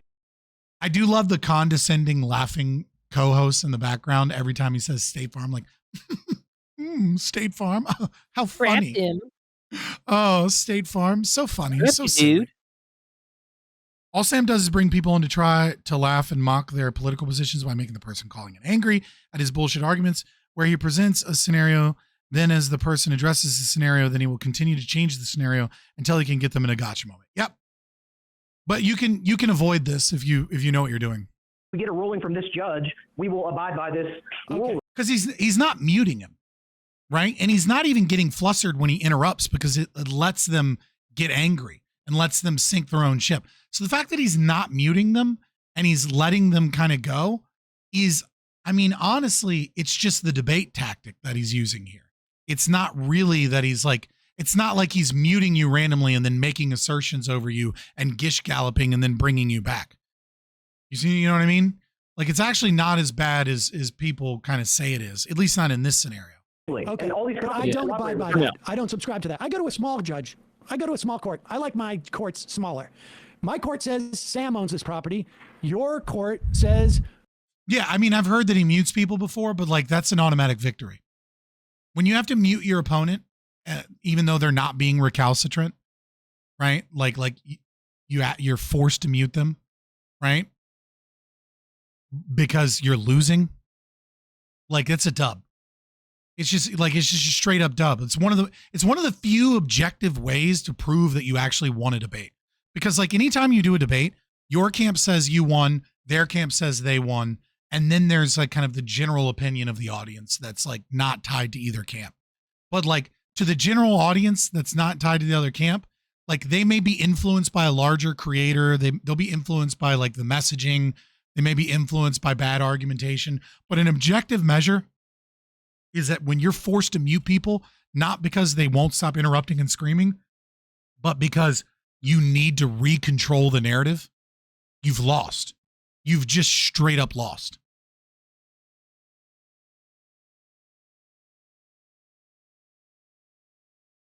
Yes, Raffle. You have to calm down. You have to calm down. You have to calm down. You have to handle his points point by point, explain how they're wrong. And then when he says something egregious, you need to attack him. And you need to attack him with ferocity and facts and logic. And when he attempts to interrupt you, you go, no, I'm going to finish this. I can't believe you said that shit. It's so uncharitable. It's so bad faith. It so doesn't match reality. It's so immoral, whatever the reason is. And you fucking attack him on those points, and then you finish, and then you let him go. And if he mutes you when you're doing that and you're being calm the rest of the time, even his own audience will be like, yeah, no, Sam totally won that debate. Yeah. I'm probably not going to share it or anything, though. You know what I mean? Like, that's how you handle somebody like this. Mike, Liberty owns this property. Okay, now what do we do? Well, again, obviously the bigger court is going to have more influence on society. Like, again, it's so the more money you have, the more money. Yeah, see, this guy's floundering now, and he's saying shit that isn't ANCAP. Like, he's like, this isn't even dismantling anarcho-capitalists' entire ideology. This is dismantling someone who's flustered because of your debate tactics and is in a seasoned debater. That's what this is. Money. Wait, what does the bigger No, it does work. court mean? What does that mean? And who is physically bigger court? And who's paying these judges? I want the answer to this. Yeah. Is it a physically bigger court? Like, what does a bigger court mean to you? I mean, right. And now that he's got him flustered, this is where he just asks silly fucking questions to keep the person from getting their reasoning back, getting their train of thought back. Now he's just interrupting with ludicrous dumb shit. Obviously, you know, even though it's a dumb statement, in my opinion, sorry, Mike, it's just, it happens to the best of us. Last night, I accidentally called myself an anarcho-communist, and fucking, Zonia clipped it and fucking put that shit on Twitter. It was like, get out of here, you commie bastard. And I was like, fuck you. I misspoke, right? Like we say, damn. Yeah, that already happened. I think it's funny. You know what I mean? I was fucking quitting. I didn't have an energy drink, and I was like, whoa. I was fucking tired and out of it. And, but no, we all make mistakes. This is him asking absurd questions. Like, what does a bigger court mean? Right. And like, is it a physically bigger court? He's just trying to make fun of you. He's just making a meme out of the entire thing. Were you an ANCOM back in your socialist days, Scott? No, I found anarchism through libertarianism and Mark. And the final nail in the coffin was Robert Murphy's chaos theory. I was a socialist. I was a full-blown like socialist, not even a democratic socialist initially. I was a straight up socialist. Like we need a strong socialist state to like manage the economy. Socialist. A Lysenkoist even. I wasn't a Lysenkoist. ANCOMs are socialists. Read if you didn't see it, the VOD is still up. You can watch the VOD or you can read it yourself. Read Bakunin's critiques of Marxism, and you'll see what an actual anarcho-syndicalist, anarcho-socialist, anarcho-communist believes. But if you hear someone say they're an ANCOM, red flag, 99% chance they're just a fucking commie. But there are a sprinkled among the masses. There are a few people that are actually anarchists that want their commune. There are a couple, right? So I'll just leave it at that. And then there are some people that are in between that like have some fairly base takes and are actually anarchists, but like ultimately they want state intervention and power in certain areas, which makes them not an anarchist. Your environment, Seattle, is like that. Like he's really good on energy policy. Really bad on basically everything else. What a shame, too. It's almost like once you become an expert in something, you become very conservative in it. Yeah. Is it a physically bigger court? Like, what does a bigger court mean to you? I mean, they do have more resources and money, again, because it's more popular. So they have more money. They have more money. So yes. The court with more money, that's how you decide who controls. The people with more money. Right, but you're glossing over the fact that it's because there's a demand for Why isn't there just one court? There's a demand for Nah, dog. Kropotkin and Maltese have a lot of fucking. They have a lot of fucking crazy post-anarchist takes, though. Like, yeah, they're fairly voluntarist, but they've got a lot of problems. And those problems were exploded and isolated by the leftist anarchists. just one court? Why is there multiple courts if it's the one with more money? Hold on, Mike, hold on. If the one with more money, the bigger, more dominant court, you say, is the one that always wins, why is there more than one court? Why even get? Right. So this is the problem, is that he's letting him interrupt him continuously and not being like, stop talking. Let me finish my point. Right. I now get what he's trying to say, but he was unable to communicate earlier. What he's trying to say is that the court that is the most impartial, that rights enforcement agencies will most likely go to use are the same, right? That if a court has a really good reputation within a society of being an impartial arbitrator that is fair to everybody, that is going to be the court that most people are willing to accept, and thus most people are going to give money to. And so in the competitive market, the court that is the best is the one that is most impartial. And the courts that are like too uneven are not going to be the ones that multiple insurance companies in competition for protection of all of its individuals of the community are going to accept as a third party arbitrator. And so, and if that court becomes skewed in the types of businesses or the types of people that it supports, that means that competitors are going to emerge due to this market void of a non-impartial arbitrator that will offer better, more impartial judging, more grounded in the philosophy, better understanding of common law, or what is, more what the society more deems acceptable in terms of like common law, etc. And so a certain common law is established that is most impartial and most represents the values and ideals of the people in the way that they interpret the non-aggression principle through the free market. What we have today is a monopolistic court, and that monopolistic court is corrupted by that small percentage of people that are at the very top that work in government and large corporations that can engage in regulatory capture because there is only one court system, etc.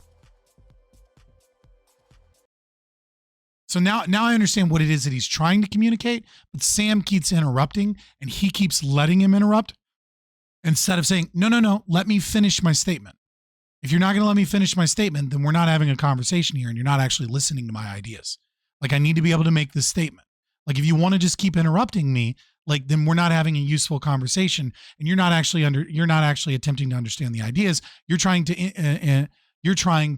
interrupt ideas that you don't understand. If he says, no, I think you do understand pretty well. And then I'm going to say, well, then steel man my position. If you understand it so well, steel man it. And I'm going to tell you why you're wrong, because it's very obvious that you don't understand my position. So why don't you let me say it from my lips what my argument is? If you can't steel man my position, it proves that you don't understand my position. So either you steel man it or you shut the fuck up and you let me finish what I'm saying. Either you're an intellectual fucking titan that can steel man my position and you know what I'm going to say before I say it and you can prove it right now, or you're not, you don't understand what I'm saying and you need to act like a fucking adult instead of like a child and let me finish. Fabian Liberty, in the event you accept a biased arbitrator, you could hire a case auditor and use the findings to sue that arbitrator, which is effectively an appeal. Yeah, there's a lot of debate on how that may or may not work. But like in theory, yes. I don't think a system of case auditors will exist unless you're in a very large scalable system. That's what I'll say about that.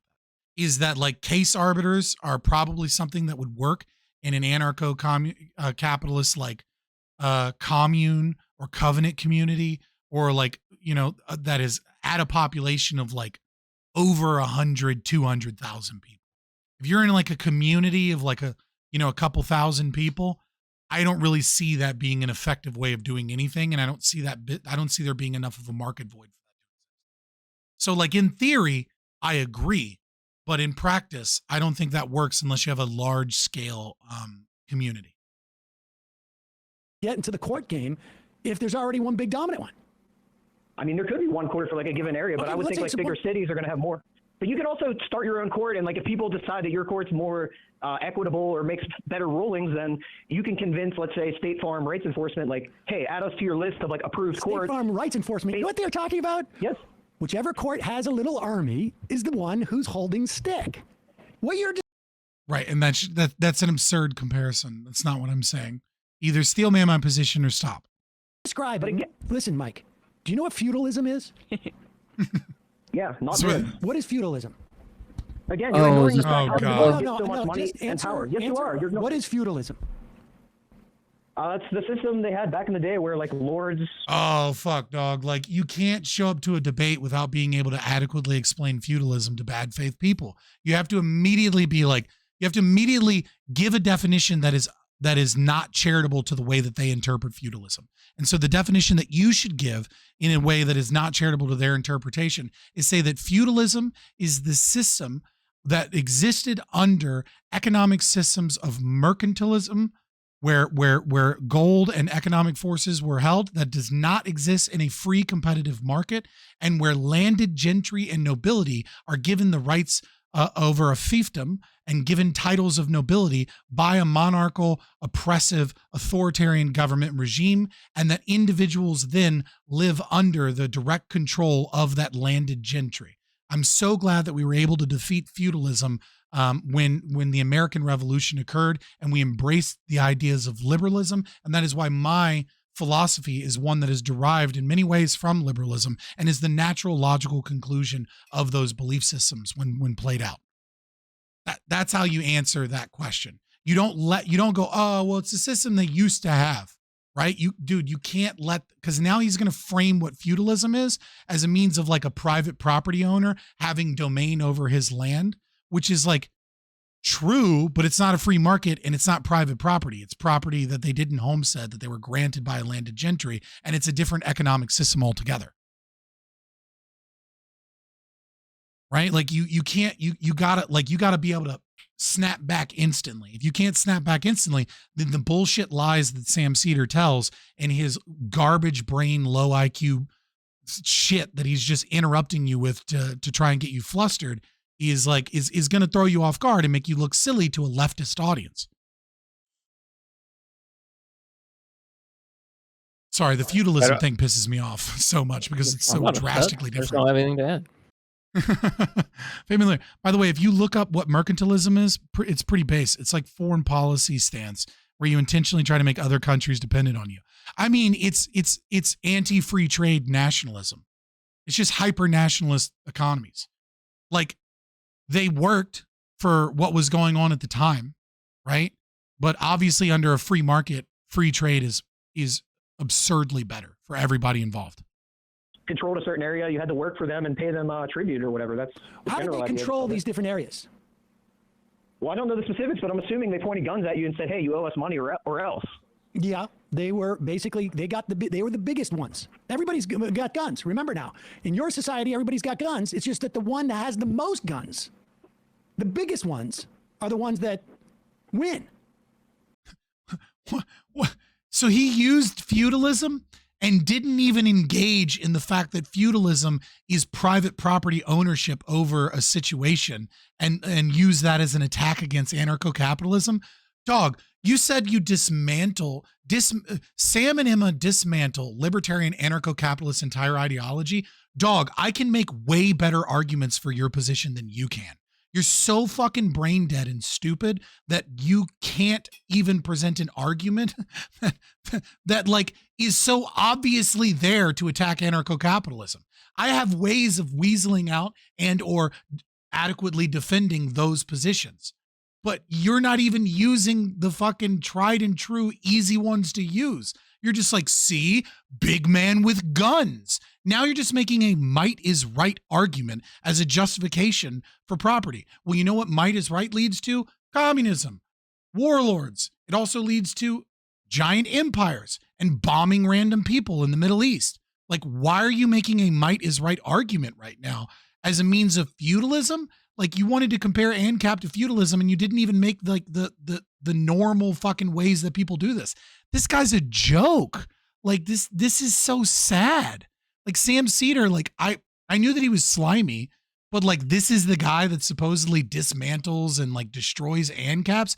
He's not even as good as your average Twitch streamer. And that's saying something. Right, but the ones that have the biggest guns believe in non-aggression. They believe in defending rights, not pointing a gun at you and saying, "Hey, Sam, you owe me 30% of your money." 25% of we have the them biggest guns. Like 25% of them don't. That's a good quip. He's got you there. That's a good quip. I told you never should have used that fucking percentage number. It was a terrible fucking idea to introduce an arbitrary percentage. It's a good one. I'll give you that. You recovered from your own stupidity and complete lack of understanding of libertarian philosophy and the traditional arguments against them with a nice little quip. But again, you're outnumbered. Well, you're outnumbered. Dude. There are 4 people in this office. How do we know that all 4 are going to be, how do I know that the 75% breaks down this way? What if it's 50-50 in this?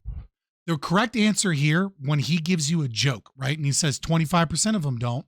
And then he says, there are 4 people in this office, yada, yada, yada. The correct answer is to interrupt him right then and there and say, well, actually, we know that 100% of them don't believe in the non-aggression principle because you're all a bunch of dumb fuck leftists. Like if he's gonna make jokes and quips based off of this percentage thing, right? You got to match that energy sometimes, and you got to one up him, right? So just match the energy. Don't engage in the silly argument. Just go 100% of them don't believe in the non-aggression principle. You're a bunch of fucking commies. Can we get to the actual arguments here, or are we gonna keep telling jokes? Because I'm better at this than you are. Office. What if it's 75? What if it's 75%? Just happened to be in this office, just happened to be for the aggression principle. And only one is the non-aggression principle. Well, then that's not anarchy. Again, like if people believe that aggression is okay, then by definition, that's not anarcho-capitalism. So you're arguing like if people believe that we can run around and steal stuff and it's okay, then yeah, if enough people believe that, then it's not anarchy. Like by definition, that's what it is. What do you think, how do you think we get from the human condition as it exists today into your world where your stipulated 75% of people believe in the non-aggression principle. Everybody agrees. What do you mean the human condition as it is today, Sam? Do you think the entire world is liberal democracies and parliaments? Like, do you think people don't live under dictatorships in North Korea? Do you think people in Cambodia don't fucking worship their king? Like, what are you talking about? Like, what is the human condition? People live under all different forms of government as it is today. Like, when enough people coalesce together and they're indoctrinated into a certain belief system, they tend to believe that system. All I'm talking about is de-indoctrinating people against the religion of statism and people voluntarily moving together to believe in a system that's freer and better than the one that we have today. I want progress. Like, aren't you for progress? Start using his own fucking shit against him, right? If he wants to have his fucking his co-host come in and be like, don't you believe in self-interest? And then he goes, aren't you for self-interest? Then just go, aren't you for progress? Don't you want a better society? Don't you believe that governments can be better? Do you think our government is perfect as it is? You don't think there's improvements that could be made in our system of government? What the fuck are you talking about? Like, I just want progress. Why are you against progress? I don't understand. Can you tell me why you're against progress? Like, just fucking use his own game against him. And if he gets silly, he goes, oh, well, that's not what I mean. It's just the same shit you did with me with self-interest. Like, if you can't fucking take it, don't dish it out. You want to have a serious adult conversation? Let's have a serious adult conversation. If you don't, then like we can keep playing these silly fucking games. There's no disputes. I mean, I don't know if you've ever gotten into a contract dispute. I never said that. I never said there's no disputes. I never said that. Okay. But you said that they're adjudicated by everybody. Jesus Christ. We are 23 minutes in, and the caller, this is the first time that they finally interrupt him to say, I didn't say that. He has said that he has strawmanned you for 23 minutes straight, and you finally are like, I didn't say that. At this point in the conversation, it's almost better that you don't say that, because it almost sounds like you're admitting that you have said that over and over again. Like the appropriate thing to say here would be to go, again, I didn't say that. You have strawmanned me this entire time, over and over and over again. Why are you not willing to deal with the arguments in a good faith way? Casimir, like, I get it that like that you like to watch boxing matches and people kick each other in the nuts, but you don't want to watch Sam Seder because that's not your type of cringe.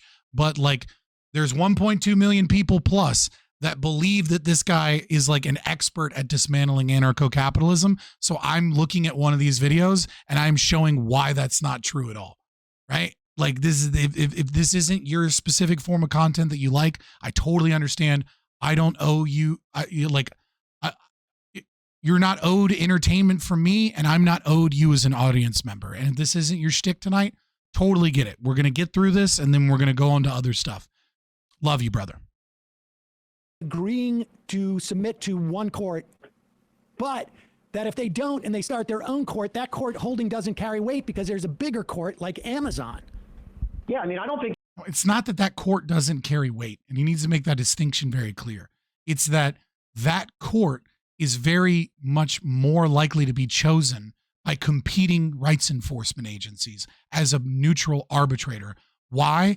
Not because they're the biggest, not because they have the most money, but because they're the best court, according to all of the rights enforcement agencies.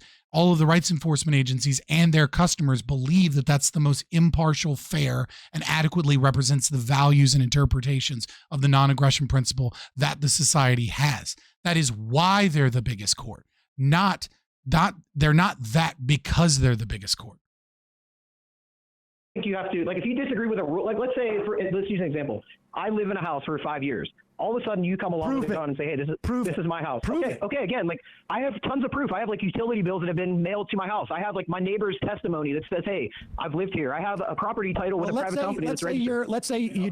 I mean, I don't know who, how your utility got built there, because all of that stuff is done on public land. But you don't believe in public land. Let's just go out. Okay, so this is where he gets ridiculous, right? And this is where if he continues to be ridiculous, this is where you start weaving in attack the left from the left, right? Not attack the right from the right. This is so stupid, this idea of prove it, right?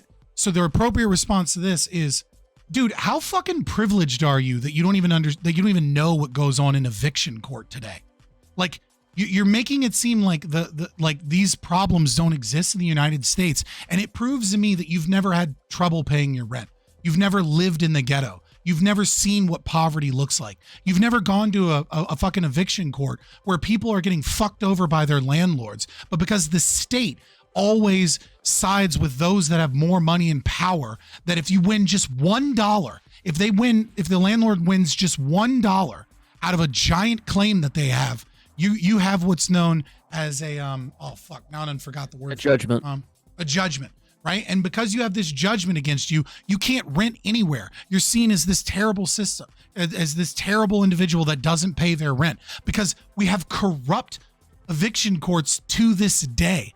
Like, to this day, poor people are suffering under the justice, injustice, and tyranny of the current criminal and civil justice system that we have by a monopoly that supports those with large amounts of capital. Like, you want to talk about who gets to say what because they have the most money? Congratulations, you just explained the American criminal justice system. Like, it's a fucking problem. And I want something better. I want freedom for people. I want people to have adequate representation. And the only way that we can do this is so that we can have a free system of voluntary transactions where the market is able to determine those that are the most impartial and those that represent their interests. Justice, the best, are those that go to the top. Like, why is it that you want people to continuously suffer under corrupt systems that are fucking over the poor every day? It's shameful. Like, if he's going to keep saying silly shit, then just shame him for not being a leftist enough. Why is chat talking about World War I? Sometimes chat just gets wild. Like, you just let it go, man.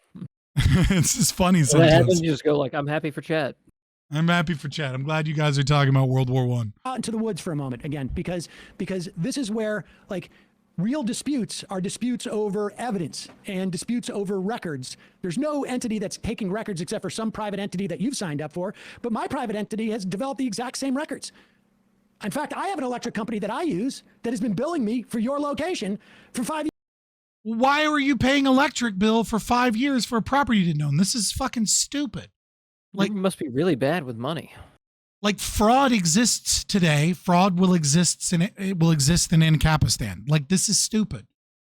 Like, you're setting up one as a utopia, and then you're ignoring and then as a means of challenging the presumed utopia that I'm arguing for, that I'm not arguing for, you're presenting a bunch of issues that already exist today in our current system. Like, this is what? Like, this is dumb. Years too. And another neighbor will say you actually are. Yeah, and I have another neighbor who says that I'm it. But again, you're in the minority. Like, you have a bank statement. Like, you're saying that there's no way to prove that I live somewhere. Like, what if I have a security camera that shows me going into this house every day for 5 years? Okay. I just have I have a Ring doorbell. Okay, and you know what? My court, my court says video cameras are not submissible in this court. Whoops, sorry. It's a deep fake. But again, no one's going to pick a court that says video evidence isn't evidence. Dog, again, even with that a ridiculous fucking assertion where rights enforcement agencies would not work with that fucking court if they didn't allow video evidence, that happens today. Yeah, video evidence. You guys remember the serial killer night? The trial for Kelly Garrett? Yeah, they didn't allow the tape. Is not allowed to be played. They didn't allow tape evidence. They don't allow evidence all the time today. It gets thrown out. And you know what you get to do about it? Not a goddamn thing, unless some appellate court takes pity on you and presumes that your constitutional rights were violated in some capacity, which is a super fucking hard standard to meet, which is why people like the fucking, what's the DNA project that like mostly targets Innocence Project that mostly targets shit on behalf of BLM at this point. That's why the Innocence Project exists, because our court systems are so fucked. What are you talking about? just after all of this giant wall of text from Raffle AMO, someone just comes in with Franz Ferdinand was an inside job. just leaves it like that, and I love it. Oh, what really happened to the Santa Maria?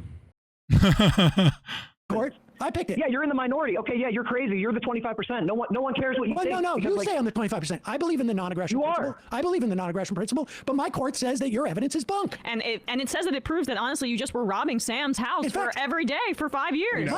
My court has just declared that you're one of the members of the 25%. You're just in sheep's clothing. My court says... Why would anyone use a court that says video evidence is fake? That doesn't make sense. It is, I pursue what is in my best interest. Yeah, this is how the law. That's the way society works. And so my court says that you are actually one of the people.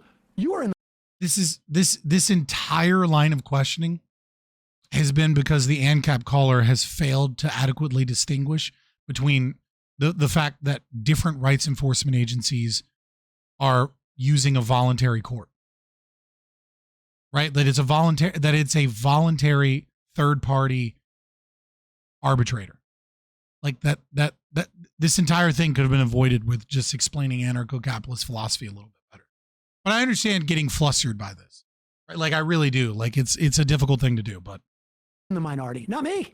Especially in this situation. Yeah, it's in your best interest to defend your property. So that's what people do. That's what I'm doing. And my court says that you are in my house. Property. You don't live there. Yeah, I do. Prove it.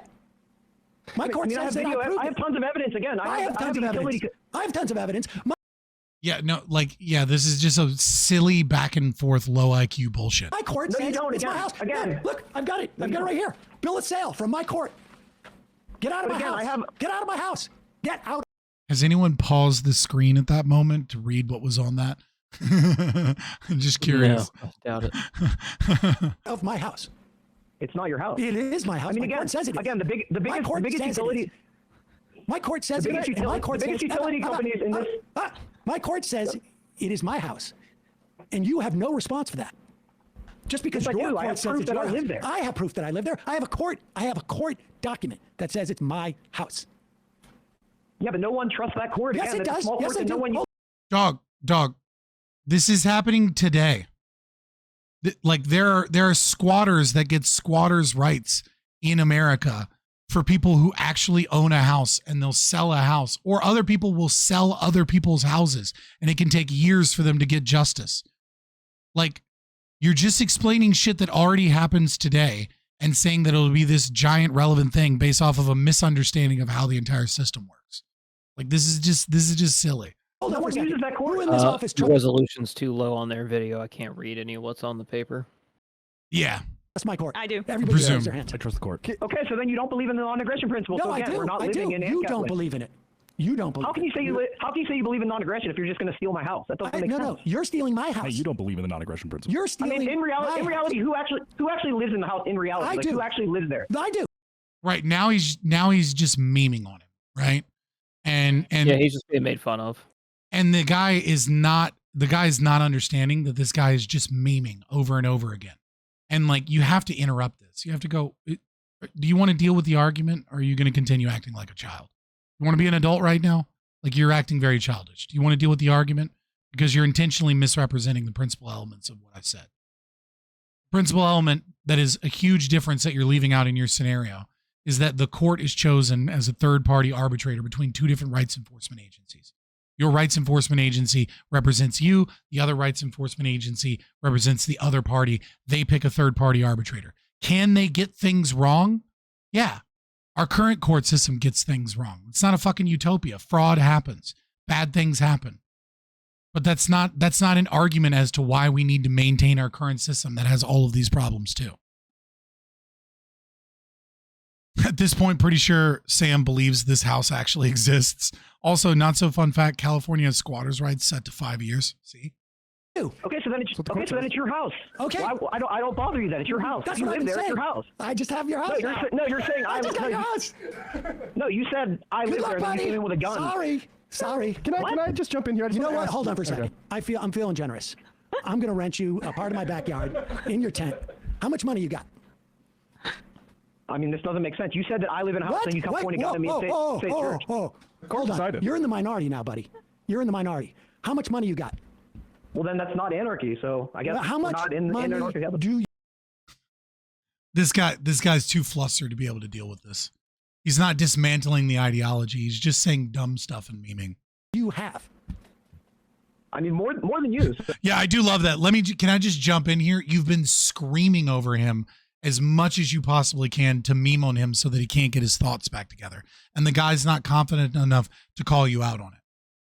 Or he's too flustered to realize that's what's happening and he's just like in the zone in the debate. He thinks this is real. Or not real, serious. Right. No, I have more. Oh, okay. You have more based on What's again, your it's all made currency? up. Like What it's based- currency are you using? I mean, well, we can use whatever currency we want. Yeah, okay. Whatever people- I whatever want to people know decide. if you can pay. Why would you let him take you down this road? Like he's utterly dominating this guy because he's just a piece of shit. Like he's arguing in the worst faith I can imagine with the dumbest arguments available. But the guy's kind of just letting him do it because he's got 3 or 4 people on microphone that he can yell over. And also because this guy's just not used to bad faith tactics. For the little plot that I'm going to rent you for your tent, dude. Now that I have my house. I mean, again, your example doesn't make sense. Like, who actually lives in this house for 5 years? Like, who's actually using the house for 5 years? Me or you? Well, we got to go to The a court court to decided find that out. Sam was. Court found that Well, I. again, you're trespassing. And the court was the ignoring bigger court. you're ignoring reality because, like, in one instance it's your house, in one instance it's my house. Like, which one is it? Mike, which one of us is ignoring reality? I don't understand how. Like, I'm just asking a simple question in your hypothetical example. Listen. Who actually like let's say.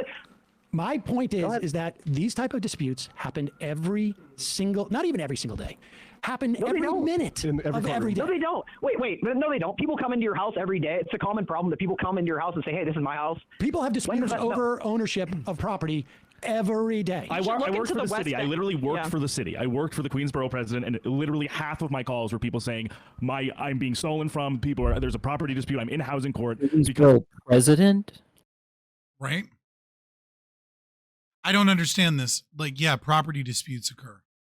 Like, but again, I mean, like, I don't know how many times I can repeat myself because he's just going in circles at this point.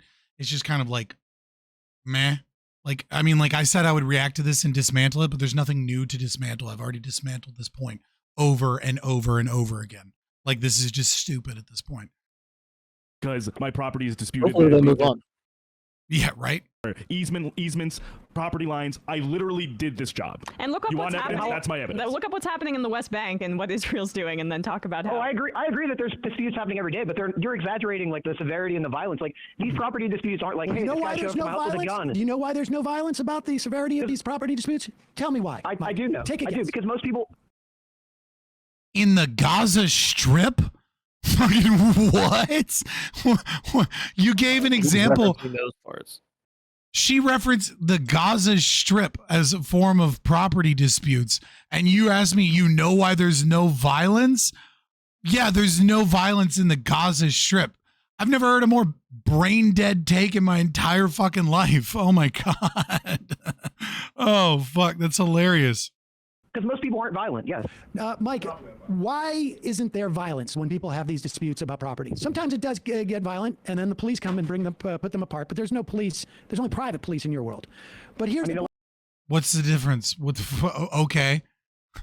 A lot of reasons. But the reason why we don't have violence in Maine over these property disputes that happen on a daily basis, everywhere. Not like you say they happen, like minor disputes. No, yes. every day. And these minor disputes are minor is because we have a system that everyone accepts as having a monopoly of force to resolve these questions. Pause. You know the state where most of these minor disputes happen? Where? West Virginia. Are you going to elaborate, or is that just a fun fact you decided to throw in there? Like, It's a dad joke. Minors. Ah. Coal miners. Okay. I'm going to edit this out of the video. No. You keep this in the video. You need that fucking cringe stays. Fucking cringe that you just put forward. That stays in. Don't you fucking mark this. I see you marking it so that when you edit it, this doesn't go in. No, this is going in fully unedited, sir. If you fucking edit it out, I will upload a goddamn YouTube short of just the cringe. Good luck. Oh shit. No. So he says the reason that property disputes don't lead to violence is because that we have a system of a monopoly on the state power and violence. This is absurd. First and foremost, what other systems are available? Right? You're comparing it. You're comparing it to the current system and saying that the current system stops the violence from occurring. But you're not actually comparing it like you're comparing it with itself. You're not actually comparing it to different systems, right? Like, what do the property disputes of violence look like in Tehran, Mexico? Huh? Like, they haven't had a violent crime since what, like 2014, 2013? I got to look it up again. It's been a while. Right? Like, that's a system you could compare it to. Do violent property disputes never occur? No, of course they do occur. If they occur at some level, if they happen even once, then the example that you give for anarcho-capitalism versus the example that we have now is no longer an example of something that only occurs in anarcho-capitalism, but instead it is an example of something that could occur in both systems. So now you need to argue why, at the very least from a consequentialist framework, why it would happen more often in an anarcho-capitalist system. You've been unable to do that because you haven't been arguing against anarcho-capitalism. You've been arguing against like this weird system of feudalism where there's only one court and like those with the most guns have the right to say what's right or some shit. You've been arguing might is right this entire time. And somehow you think there will be less property disputes under a system of might is right. It's silly. It's immoral. It's morally unjustifiable, I should say. But yeah, it just doesn't make sense. Like I'd love to hear like an actual argument as to why the system does that. But like he's yet to actually back up any claim that he's made in this half hour. He's actually not presented evidence, statistics, empirical evidence, comparisons between two systems, logical arguments. The only thing he's done is made claims and then ran away from the own claims that he's made and asked questions based off of the claims that he has made or the redefinitions of words that he has. Like it's, yo, will you stop the coping all caps? If you want to highlight a message, spend 100 channel points. I don't give a fuck. But like, no, not each other. Like, but you're loud noises right now. Exactly. Like, chill out. It's rude. This dude acts like the state itself doesn't steal property from the citizens. Like, why would you prefer the people who justify theft of property? I mean, eminent domain. That's really the only argument that you need. Because it's in your self-interest. Don't you believe in self-interest? Right? Exactly. Why don't you believe in self-interest? I disagree. Do you think without a government, people would just run around and start shooting each other at a high rate? I don't think in that one moment, but I think ultimately, yes, it would be survival of the most armed. Why would you think that? Why would people run around and start? Would you do it personally, or anyone at that office, or any of your audience? I don't think anyone in your audience would say, "Hey, the government's gone. Let's go shoot." I 100% believe that many people in his audience would do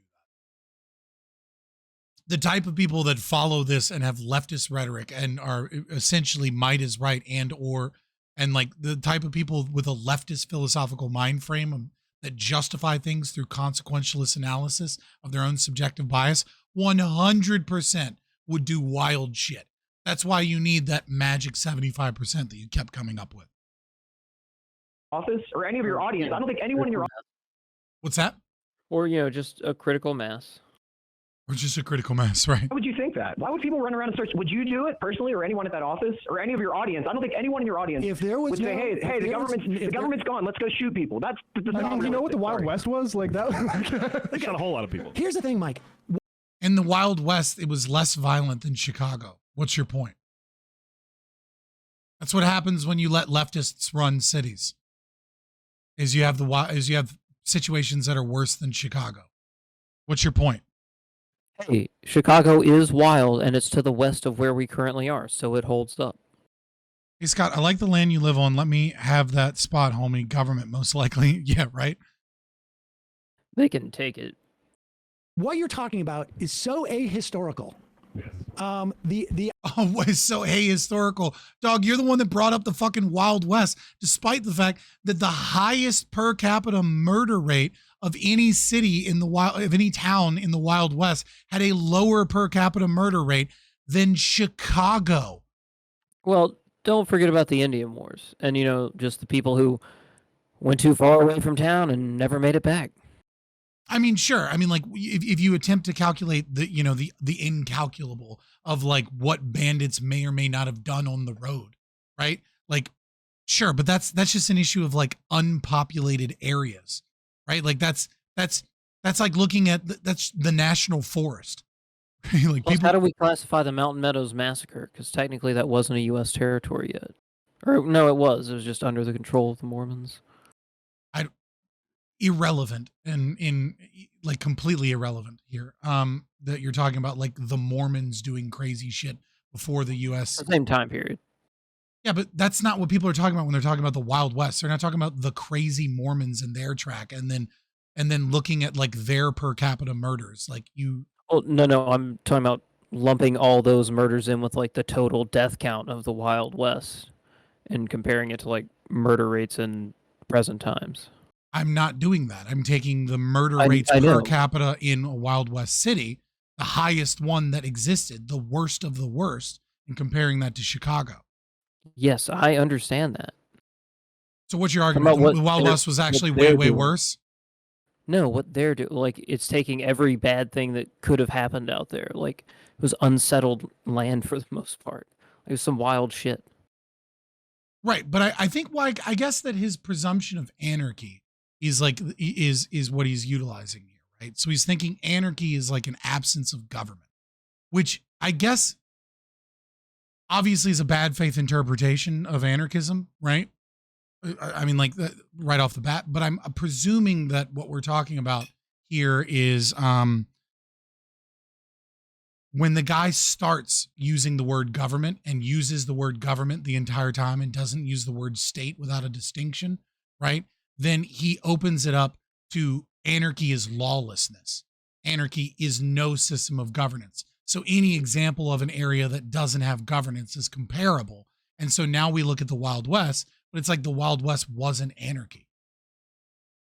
It was just the Wild West. It wasn't right. Like it wasn't anarchistic communities coming together on voluntary associations. It was fucking the American National government. expansion. Right. It was the American government fucking stealing territory from people that had in some ways homesteaded property and in other ways hadn't, and just forcing tribes and people that are living in areas out by pushing people out with the promises of gold or the promises of, expansion and manifest destiny and, James K. Polk and, fighting over California by sending out fucking, what's his name? Davy Crockett in California. And like, it's the state pushing people out into a hostile area that's like not yet conquered. Just stock companies. Oh God. I can't look at chat now because these two won't quit bickering about randomness. The idea Did it make that Kevin there Act- will, I agree with that. 100%. Yeah. It's never been tried. I agree with that. So your idea is actionable as long as you ignore the entirety of human history and the human condition. Well, define human history and human condition and tell me what it shows. Because I think that your actions are denying the human history. And I think they're also denying the human condition. No, I just think it hasn't been tried yet. I agree with that. There's no example where this society has failed because it hasn't been tried yet. I agree with that. Yeah. Like, do you know what the Don't. While he's not technically wrong that anarcho-capitalism hasn't been tried yet, there are a lot of examples that are proximal to anarcho-capitalism that have been tried. And like, you should utilize those examples and you should know those examples. If you're going to debate with someone that's a leftist, then you need to be willing to do historical analysis, which means you need to have at least a rough understanding of the history of anarchism and the places that it's been tried. You need to understand polycentrism from, early Austria. You need to understand at least a little bit about the Icelandic Tane system, possibly Republic of Cospaya. You need to be able to bring up the current example of Chiron, Mexico. You need to be able to look at like the Mennonites and the Beachy Amish, etc. Like, you should have examples of those things in your pocket. And instead of responding with, it hasn't been tried yet, we can look at, well, what are the most anarcho-capitalist societies that have been tried? The Beachy Amish. Well, the birth rates are really high. The success is high. The socioeconomic status, despite the low birth rates, are actually pretty high. People are happier and healthier. And they live together in families. That's what that looks like. What does Chiron, Mexico look like when anarchism is tried? Oh, it looks like a tripling of the average wage of the individuals there. It looks like happier, healthier people. It looks like a massive reduction in crime. It looks like planting 3,000 hectares of forest instead of poisoning the forest. Like, I don't understand. Why do you want deforestation to continue? Because if we had more anarchist communities, we wouldn't have this deforestation. Just look at Iran. I don't get it. What do you mean by the human condition? Humans have engaged in anarchism.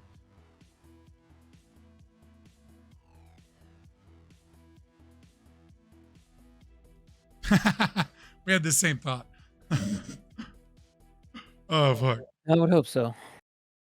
credit rate, like Moody's or Standard & Poor's credit rating agencies were? I do, yeah. Well, Yep, now, absolutely. can't you understand how, like, maybe, let's say we have a new court to determine all these things, and it's the most trusted one, and what happens when everyone starts giving their reputation to a court that it's the most trusted? It becomes in demand, right? And so the price goes up. You're going to price out people from... No, because it's that, what kind of leftist retarded economic logic is this? The demand goes up, therefore the price goes up. What? That you're talking about human capital. You're talking about human labor. The price does not need to go up if you're capable of increasing the supply. Like, what?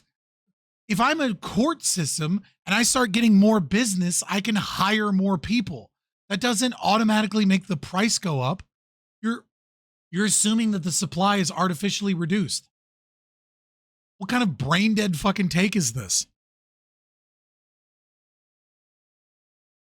Yeah, higher demand products can raise prices, true, unless you're able to increase supply. Like, fucking, you're talking about a court system. A court system requires lawyers that understand common law and adjudicate in terms of arbitration. If you have higher demand, you'll just hire more lawyers. Now, granted, if you get more of a bureaucracy and middle management and it gets super large, yeah, in theory that could increase prices to a certain point. if you need like middle management and case managers and things like that, that could slightly increase price, which would bring the demand for cheaper court systems into, which would, you know, create a market void if it goes up too high. And then other systems, other court systems that are smaller and cheaper would be able to outcompete that under certain things, especially things where like the expertise is less required, right? Like instead of a property dispute that like involves a murder or like involves like squatting, you know what I mean? Like a smaller business might gobble up some of the work for like smaller claims that like would be too expensive at the larger court, in terms of like, you know, property dispute in terms of like both deeds say that like this small sliver of land in between your fence and my fence is, you know, is owned, but like my fence has been built for 10 years. Like, how do we deal with that? Like, that's not as serious and like costly, let's say, as like something where like someone's squatting and they're both demanding rights to the house. That court, but you're also going to make it more beholden to big moneyed interests. So can you see how maybe what happened with Standard & Poor's or Moody's might happen to one of your courts? Or do you think it should be, trusted because of the non-aggression principle? No, you're saying like 2008 was a big... Mike, right. No. I'm going to answer his question. Jesus Christ, the fact that this guy interrupts one question to now answer a new question is stupid. Like, stop letting him do this. Be like, hey, everybody gets their turn. Sit down. Stop being a child. Like, at this point, you should just be making fun of Sam every time. Hey, calm down. There was a question asked. Let me answer the question. Okay? Behave. You're saying, Mike, wait, do you know what he's referring to? He's referring to the financial crisis.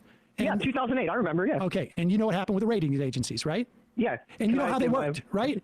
They worked because they actually got a fee from the people who they were adjudicating the quality of their financial.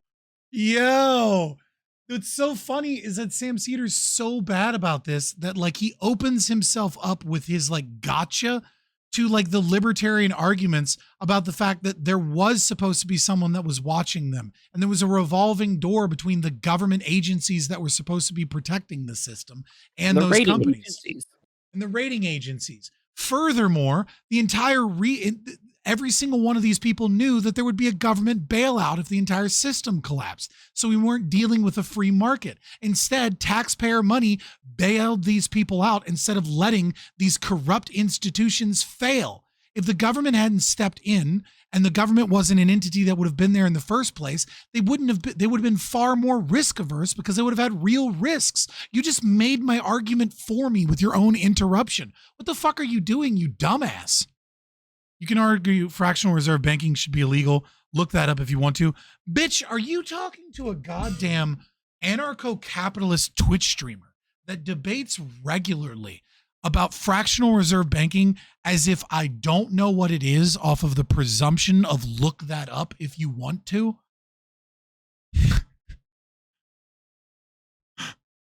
I would say it's safe to assume that the ANCAP Twitch streamer knows what fractional reserve banking is. For anybody that doesn't know what fractional reserve banking is, okay? Fractional reserve banking is where you put money into the bank. And then the bank is only required to maintain a fraction of the money that is in the bank. And they lend out the rest of your money, even though they have $1,000, let's say, on the books, and they keep, or they, you know, the fraction that they keep is 10%. They then loan out $900. That money goes back into the economy, and then that money goes back into the bank. And as this occurs over and over and over and over again, what you get is 10 times the amount, because you used a 10% figure. 10 times the amount of money actually goes out into the economy than exists in reality, because you're not using real gold pieces. You're not using a commodity currency. You're using fiat currency. And by utilizing fractional reserve banking and fiat currency, and actually this exists with commodity currency too, but you have to maintain like a much, much larger fraction. But by utilizing those two things together, you end up causing inflation. It devalues the dollar by doing so. Now, the way that you would engage in non-fractional reserve banking is that it would be a service for me to hold on to your money. So I would go to the bank, and instead of them loaning out 90% of my money and keeping 10% of it.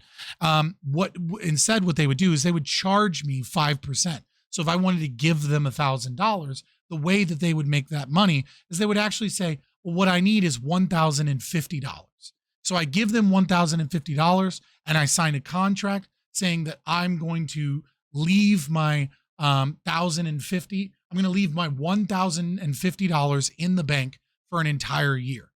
If I don't pull that money out in that year, right, they may give me all of my money back, all $1,050. But if I pull it out early, they get to keep that money. They get to keep that deposit for maintaining and holding my money. And so what this does is this means instead of devaluing the currency, instead of devaluing the currency, it actually slightly increases the value of the currency and or keeps it Dogecoin specific, because there's no additional currency that goes out into the market. And so people actually know how much currency is in circulation, assuming that you don't have fiat currency. And because of that, low time preference is absolutely increased. And that low time preference means that people are far more likely to invest. People are far more likely to save their money and buy products. People are far more likely to take on low time preference as a psychological concept, which means they save for things in the coming future, or they pay for insurance and things like that. And you have a happier, healthier, more stable economy. However, the MMT people will argue that because the marginal propensity to consume is lower, it means there's less transactions that occur in the market, which reduces GDP, and that this reduction in GDP is actually bad for economic growth. It's bullshit. And the reason it's bullshit is because it comes at the risk of market crashes that occur far more regularly, which almost always, when you have a market crash combined with inflation, means that those that have large amounts of debt, the wealthy, gain from the market crash, and those at the bottom lose from the market crash. Student loans factor in this a certain bit, assuming that there's not massive interest hikes. So like, you know what I mean? Like there is some argument that like middle class with college education are helped by a market crash to a small majority, but to a small portion. But basically the uber wealthy are able to steal, and well, they don't steal. Let's be honest, they don't steal. It's just the system is designed in the favor so that when these crashes occur, they can gobble up assets that have real world value as a mean, and they do so via loans and systems that are attached to the interest rates and not actually attached to the inflationary rates. And by doing so, they gain more and more wealth and more property. And what this is a corrupt system of banking, central banking, and currency that allows the uber wealthy to gain more and more wealth, while the poor and the middle class are constantly hurt by a corrupt banking system and a corrupt currency. Fractional reserve banking by itself is a problem, but in combination with fiat currency is very dangerous to the economy. Securities, people who they were adjudicating the quality of their financial securities, their securities. Yep. And what happened, Mike? Well, the government didn't protect anyone. No. Government failed. Yes. No. How dare you bring up the government portion of this? I want you to make my argument for me. How dare you step out of bounds with your logic? No. What happened was is that these rating agencies wanted to continue to get business from the people who they were adjudicating, essentially, or assessing the value of their things. And despite the fact that it completely blew up in everybody's faces, how many of those rating agencies are out of business now? Yeah, you just proved my point. The government doesn't protect your rights. The government enabled all this. The government should have passed a law that said you can't operate rating agencies like that. There was an attempt. They did, didn't they? Didn't they already like try to make that a thing? Sort of. They increased the stringent like regulations on them, but they didn't like outlaw it or anything. They didn't like get rid of the revolving door and etc. But I mean, this is so funny because like he makes his point for him, but he's so brain dead he doesn't even realize that he's making his point for him, even in his final like act of defiance and interruption. The government should have made a law. So what you're saying is the government didn't do an adequate job. Is that what you're saying? is that there wasn't enough government. If only there was more government involvement from the very government that bailed all of these people out and protected all of these corrupt institutions and were protecting the corruption of the institution in the first place. If only we had more daddy government, this wouldn't have been a problem. Cool. Clearly, this idiot didn't pay attention to the Big Short facts. By the way, no Kappa. What would happen if people unironically started pulling their money out of their bank accounts or started buying gold bricks? They'd hide under their mattress. At a certain point, the Fed would be forced to maintain, because the Fed sets, so we don't have fractional reserve banking anymore, for the record. What we have is worse than fractional reserve banking because we don't have any fraction that's required. The Fed just sets like an arbitrary amount, right? Which is worse than fractional reserve banking. But I mean, you could say it's essentially fractional reserve banking, just a really low fraction. But they set like a day-to-day rate. They'd have to increase that rate over and over and over again, and the banks would have to stop lending money. Eventually, they'd stop lending money to such a point that it would most likely cause an economic crash, at least in the meantime.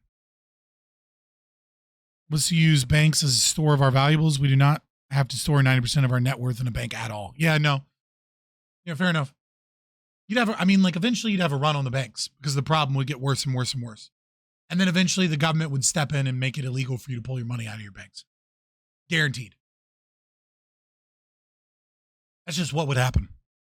But they didn't. They didn't. You're saying like the government failed, so therefore the free market failed. Like, yeah, the government messed up. No, you're saying the government failed, so there should be no government. Wait, you don't think we have a free market now, do you? No, we don't. Like, of course not. You're making my point. The government failed to protect investors from bad actors. By letting it go to So private why do we need a ratings government? agency. No, it failed by doing what you suggest when allowing private ratings agencies to determine all this. But who has? This is a false equivocation because you're not talking about private rating agencies that exist in a free market. You're talking about pseudo-private rating agencies that exist in a market that is corrupt, full of government influence, where individuals and lobbyists gain power and control over the laws and the regulations via regulatory capture, and that they know that they'll be bailed out no matter what corruption, and that like one dude went to jail for. They know that they won't get in trouble. They know that they'll make billions of dollars, and that there's nothing the American public can do to stop it. Like you're making the argument that a free market doesn't exist. And then you're trying to make a false equivalency between free market rating agencies versus rating agencies that work under a system of corrupt governance. The problem is the corrupt governance, and your solution is more corrupt governance would have solved the problem. Who has the power today to hold these people accountable or impose criminal penalties? People are the court system that you're describing. That's why we want the government to do it. No, I'm saying today in reality, who's responsible for bringing these people to justice? The government. They failed. Oh, yes. Yeah, they failed. So do you know why? How's that pro-government argument? Take it easy. Because I love that this is really funny too. He says, take it easy and like calm down a lot, even though he's in a group of people intentionally trying to frustrate someone and ganging up on them. It's like he sets up a scenario to get you flustered and get you like kind of like angry at all of the bullshit that you're spouting and the brain dead takes that you're presenting, but you're kind of like just shooting them out of a cannon rapid fire. So it's difficult to deal with because you're forcing the person to try and like engage with the most recent question while ignoring all of the other bullshit questions that come with a foundation of claims that are just biased and wrong as fuck. And then he's like, take it easy, calm down.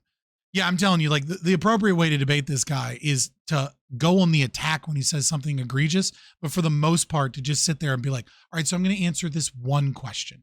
All right. Because you've asked like 6 questions. So let me answer this one question. If you want to get to those questions, you're going to have to wait your turn.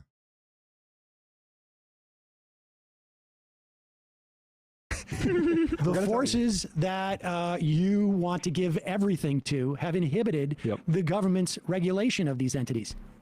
So you're blaming the free market for a government failure? I'm not blaming that's the logical. free market. Yes, you are. Free market yes, you are. It's historical. I'm blaming corporate. I think the free market doesn't exist. Oh God, that's funny. I mean, like, yeah, he's I mean, he already admitted that it's not a free market, right? But what does that mean? Like, scratch just a little bit beneath the surface. What does it mean if the market isn't free? Well, what are the portions of the market that aren't free? Oh, they're government regulations and government involvement. You know what I mean? Like it's not a complex thing. It's not really that fucking difficult. Corporations. I'm blaming all those people you think who believe in the non-aggression principle and would never do anything that would in any way harm society. All these corporations who are so trustworthy, who only operate in a way that is beneficial to society. You're living in a fantasy world, Mike. I mean, I think those. Nobody said that. They operate in terms of their self-interest. And people's collective self-interest in a free market represents what it is that people actually want.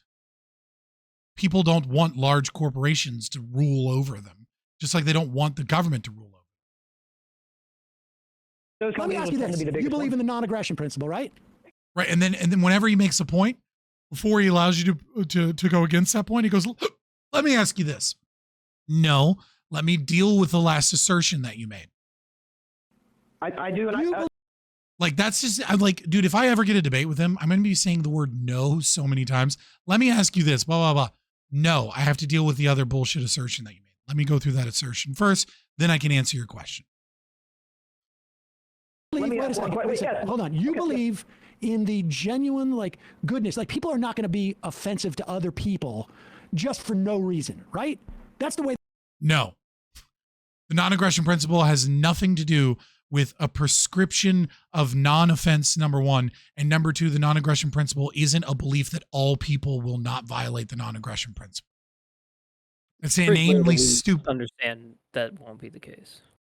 Right. I mean, it's like, this is the dumbest fucking thing. Like he's setting up a straw man to such an extreme degree that it's stupid. Hey, this is going to work. At least 75% of the people, right? I mean, being offensive you can be offensive. No, like 75% of people presumably believe in the non-aggression principle by the arbitrary number that he set up in terms of determining what is a critical mass for a stable anarcho-capitalist society. I don't agree with that framing, but moving off of that framing, even if we're talking about those people violate the non-aggression principle all the time. And sometimes they do so on accident, even if they believe in it, right? Like, people accidentally trespass. People accidentally harm other people. Like, intentionality is not necessarily the only factor that goes into the non-aggression principle. Yeah, 100% Quabina. And not be aggressive, so that's different. But okay, when you started off your podcast the other day or whenever it was and called me a commie FAG, was that like just that wasn't aggressive?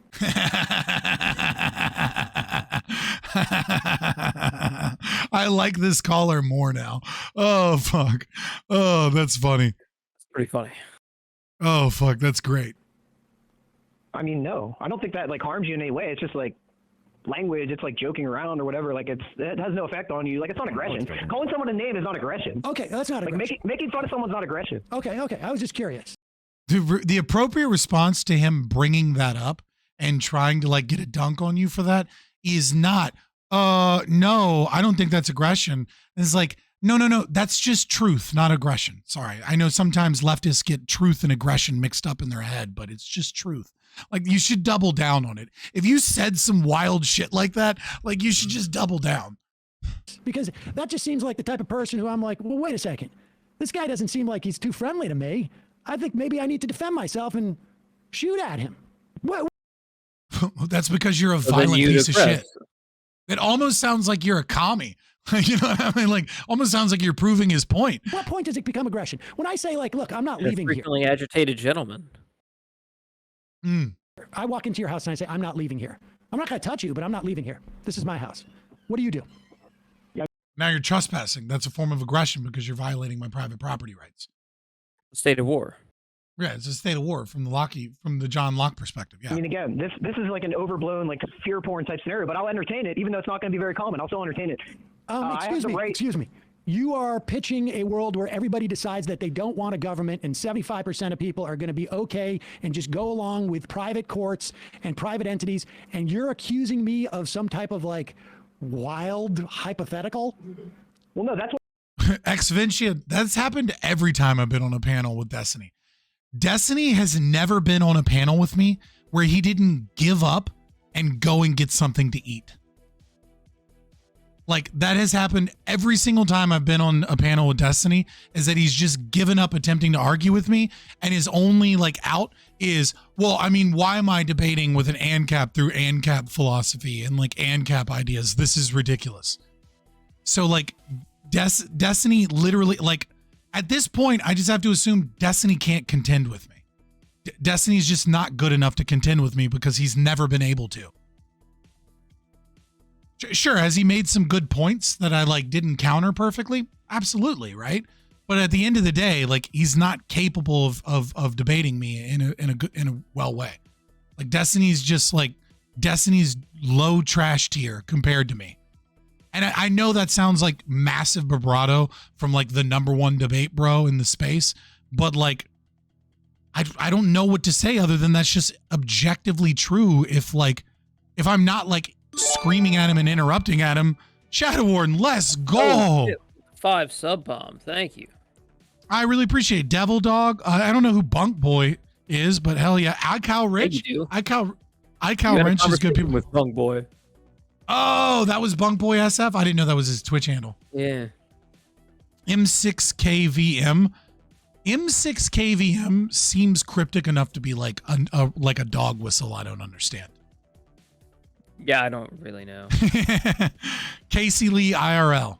Well, thank you, dude. Thank you so much. I appreciate it. I mean, Destiny is, again, similar to Sam Seder, not the most good debater on the merits, but Destiny only debates the emotions and tries to fluster the opponents. Destiny gets real mad when you point out his debate bro shit, and then he goes, "Why are you using all these debate bro terms?" And that it happens every time. He gets mad at me for using debate bro terms. And it's like, dog, you're the one who popularized debate bro terms on the internet. Shut the fuck up. Number one, like you of all people in all of Twitch and YouTube space don't get to call someone out for using debate bro terms when you're the one who popularized it. Number one. Number two, I'm just calling out the fallacy and debate bro tactics that you're using and calling you out on your shit. And he lies and says it's the ANCAP shit that frustrates him. It's not. It's the fact that he tries to do debate bro bad faith shit, and I call him out on it, and eventually he gets called out so much he has to go get something to eat. Like, there are people that, like, I have debates with where I'm like, I don't know if I won that, right? Leonard, LNRD. I accepted a debate with him when Wick was moderating, and he basically, like, at a time where I didn't understand anarcho-capitalism as well as I do now, and the premise was supposed to be a position where we're debating anarcho-communism versus anarcho-capitalism, and instead I allowed him to frame the entire discussion as like justifying anarcho-capitalism, and thus allowing him to frame that debate that way. I lost that debate. The first debate that I ever did against Big Papa Fascist, very similar situation. You can go see it on the Crucible. It's a situation where I allowed him to engage in nothing but memes and like didn't reframe the conversation and let him stay in meme la la land. And like, while I did get one amazing dunk on him, which is one of our most popular clips, which is I said, dude, are you fucking dense? And he just goes, yeah, kinda. And I just kind of laughed and it broke me because he just admitted that he was kind of intentionally misrepresenting everything. It was still one that I did not do well on. So those are two debates that I can confidently say that I probably lost in the entire time that I've been debating. You can go check those out if you find LNRD. That's his name. I don't know if he has a record of it. I didn't put it up, but we weren't putting everything up on YouTube at the time. And the first debate that I did on the Crucible against Big Papa Fascist. Since then, I've gotten a lot better, obviously, in that arena. But but most debates, it's hard to say I won that debate, right? Against Destiny, it's just objectively true. Like, he ran away from every debate panel we had because he couldn't deal with me. Balance Igor self-esteem at all. He very much lives in his own bubble and defends that bubble with bad faith arguing. Yeah, when you challenge his ideas too much, he gets mad. All right, let's get back to it. But I really do appreciate the sub, Shadow Warden. It is Sub-Timber. So if there was ever a time to sub, it's only $4 a sub right now instead of $5. So like if you're planning on subbing or like helping out the channel in any way, you might as well do it before the end of the month, which is in a couple of days. Because after that, they go back to $5. Sub me, senpai. Yeah, I'm not telling you to spend money. I'm just saying if you're gonna spend one, Now's the time to do it because it's 25% cheaper. But all right, let's continue. That's what anarchy is. Anarchy is people believing in non-aggression. That's literally the definition. So why would I be wrong to assume that that's how society would operate? Well, I don't know. Maybe thousands of years of So it's history. an article of faith then? Yeah, cool. Dude, but again, Maybe thousands of years of history. You can't let that you can't let that claim go unchallenged. If that motherfucker brings up thousands of years of history, right? Then I'm just going to say, dude, I'm not talking about the entire world becoming anarchist tomorrow. I'm talking about a voluntary association of people that should be able to live in a commune, in a covenant community, etc.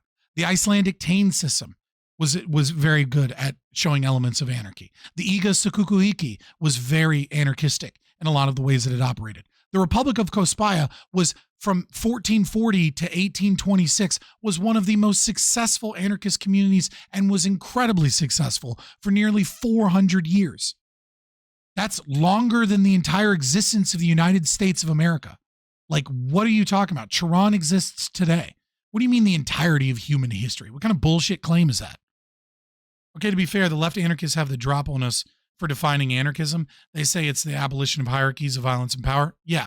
Well, sometimes they say justifiable, and like we meet that definition, and then they get mad, and then they're like, nobody cares about, Noam Chomsky's, on anarchism, 1972, 76, 70. I got to look up when he wrote on anarchism. I apologize. Again, you're making an argument that I never made. Like, you're putting words in my mouth. I never said we've had thousands of years of history of anarchy. We haven't had it yet. No, That's an invalid argument. no, I'm talking about of human disposition. I'm saying that, like, the idea that there has been an agreement amongst people to allow for a monopoly of force, like you say, in this society, people are okay with the government, they're okay with the court system. The reason why they do that is because they know it is the best option that we have to be able to cooperate as a society and deal with people who may be only working in their own best interests. They know. All right. Well, I appreciate that you believe in the collective wisdom of society and in history and whatnot. But what about all the examples I just gave?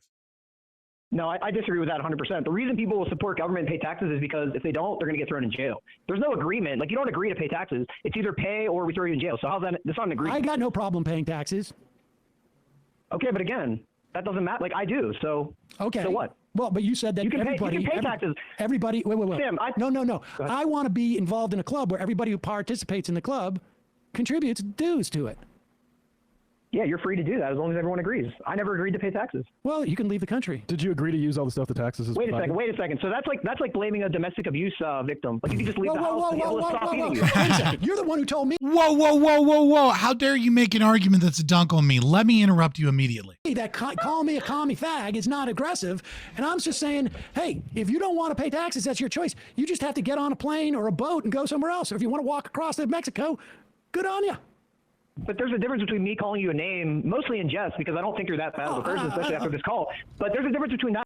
So this is the first strong argument that he's made in the entire section here.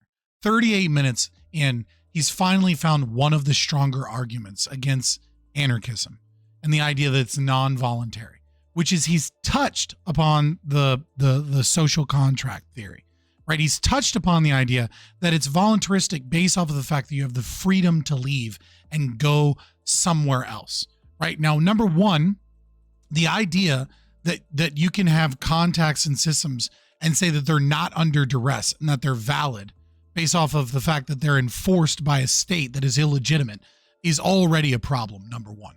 But even let's just say that the entirety of the United States was a voluntary system, right? And it was just one giant private property owner. But the fact of the matter is that, like, it's not the rules to your liking and you'd have to leave. It's also not allowing for divestment, right? Like, what private property do you have? Do you have the right to sell all of it? Sort of, right? Like, do you have the freedom of movement to get out of here? Well, I mean, sort of. The problem is then where do you go? Where does this society exist? I'm advocating for a society. That doesn't mean that just because I'm advocating for a society existing, that like the sheer, like you admit earlier that the society doesn't exist, right? So if it doesn't exist, then where do I go? But even still, the difficulties of me going somewhere doesn't mean that all of a sudden it's voluntary to be here, right? Just because someone has the choice to leave and go nowhere doesn't mean that you have a choice when the taxes are forced upon you, when the state is illegitimate, right? Like if the state had legitimately gained all of its property, right? And it was a completely voluntary system that people engage in at the age of 18. What happens if you don't engage in that system? What happens if you don't sign that contract once you come of age? Well, are you allowed to stay? If you're allowed to stay, you're allowed to stay under only those circumstances? Well, then if I'm forced to sign the contract, right? But I can leave, but I have to use my own means, but I don't have the means to leave. Then how do I divest? What you're saying is that I'm forced to sign the contract. I'm forced to gain additional property until I have the material resources to leave your society. No. If I'm on your private property and I come of age on your private property, you have to give me some means of divestment, and or you have to transport me. So at the very least, you've got to give me a plane ticket to a place that exists where I can live freely, except that place doesn't exist. But even still, if it didn't exist, you'd have to at the very least give me a plane ticket to the border.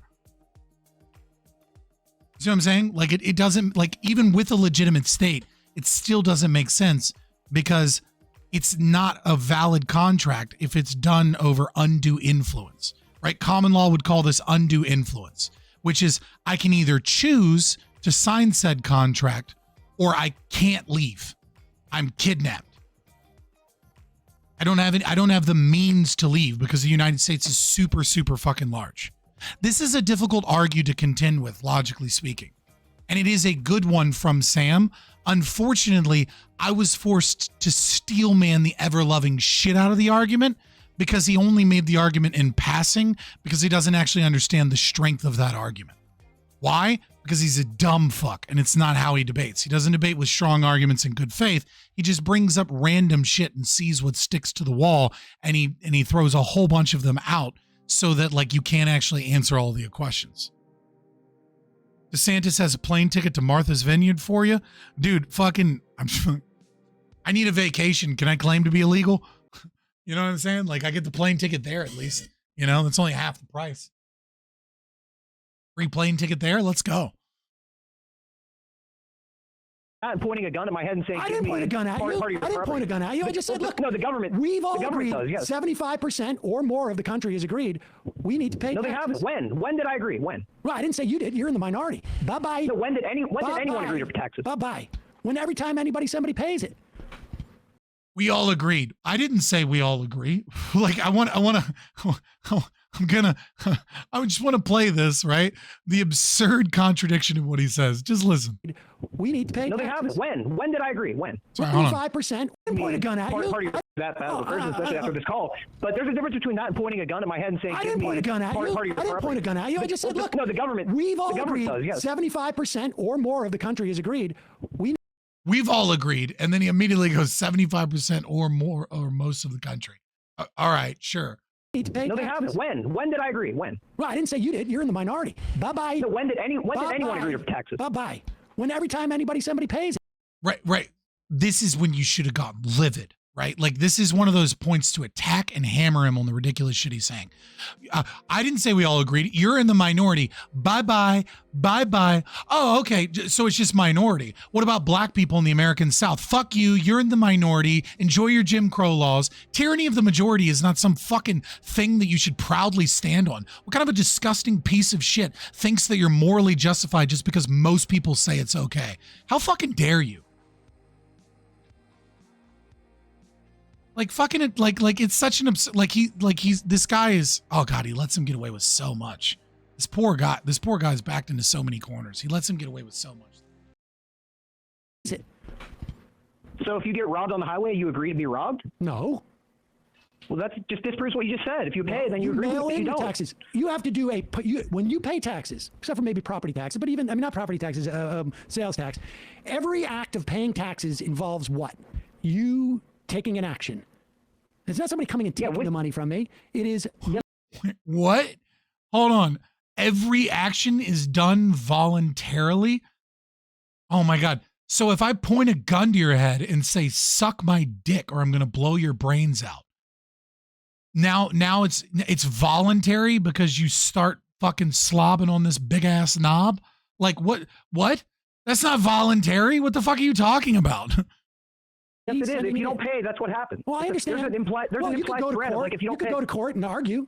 And if you really didn't want to pay your taxes, go to court and argue it.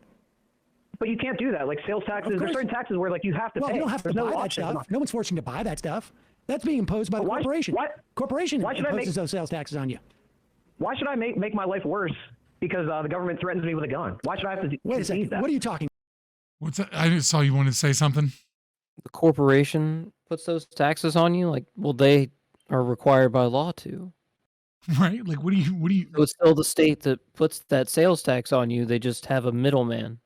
So what you're saying is that you do want corporations to have the freedom to fight the government. You do want McDonald's death squads to stop the American government from coming in with their guns and forcing taxes upon us. I appreciate you finally coming over to my side. Love how Scott found a way to slip in that he has a big Well, he can't just slip it in. That's to accidentally fall in, boys. How are you calling me? Like you're saying. How your government's worse without the government? How you cell phone? Sam, the funny thing is, I think me and most of your audience, we actually have a lot more in common than you think. And I think, like, whenever you say, like, I think we do, actually. Mike, hear me out. Hear me out for a second. I am quite confident that my audience thinks that you are sort of unbalanced. I mean, check the chat. I mean, I don't doubt that, but that's not what he said. That's possible, but that's beside the point. I mean, I think that like whenever you say like you have no problem paying taxes, I get like what you're saying if you're using like good faith, which I think you are. You're saying like I don't mind paying. What? In what world do you think this has been good faith? This man just said, I think you're being good. If I think you're being good faith, which I think you are. This is one of the most bad faith debaters I've ever seen in my entire life. Oh, this poor ANCAP. Oh, God.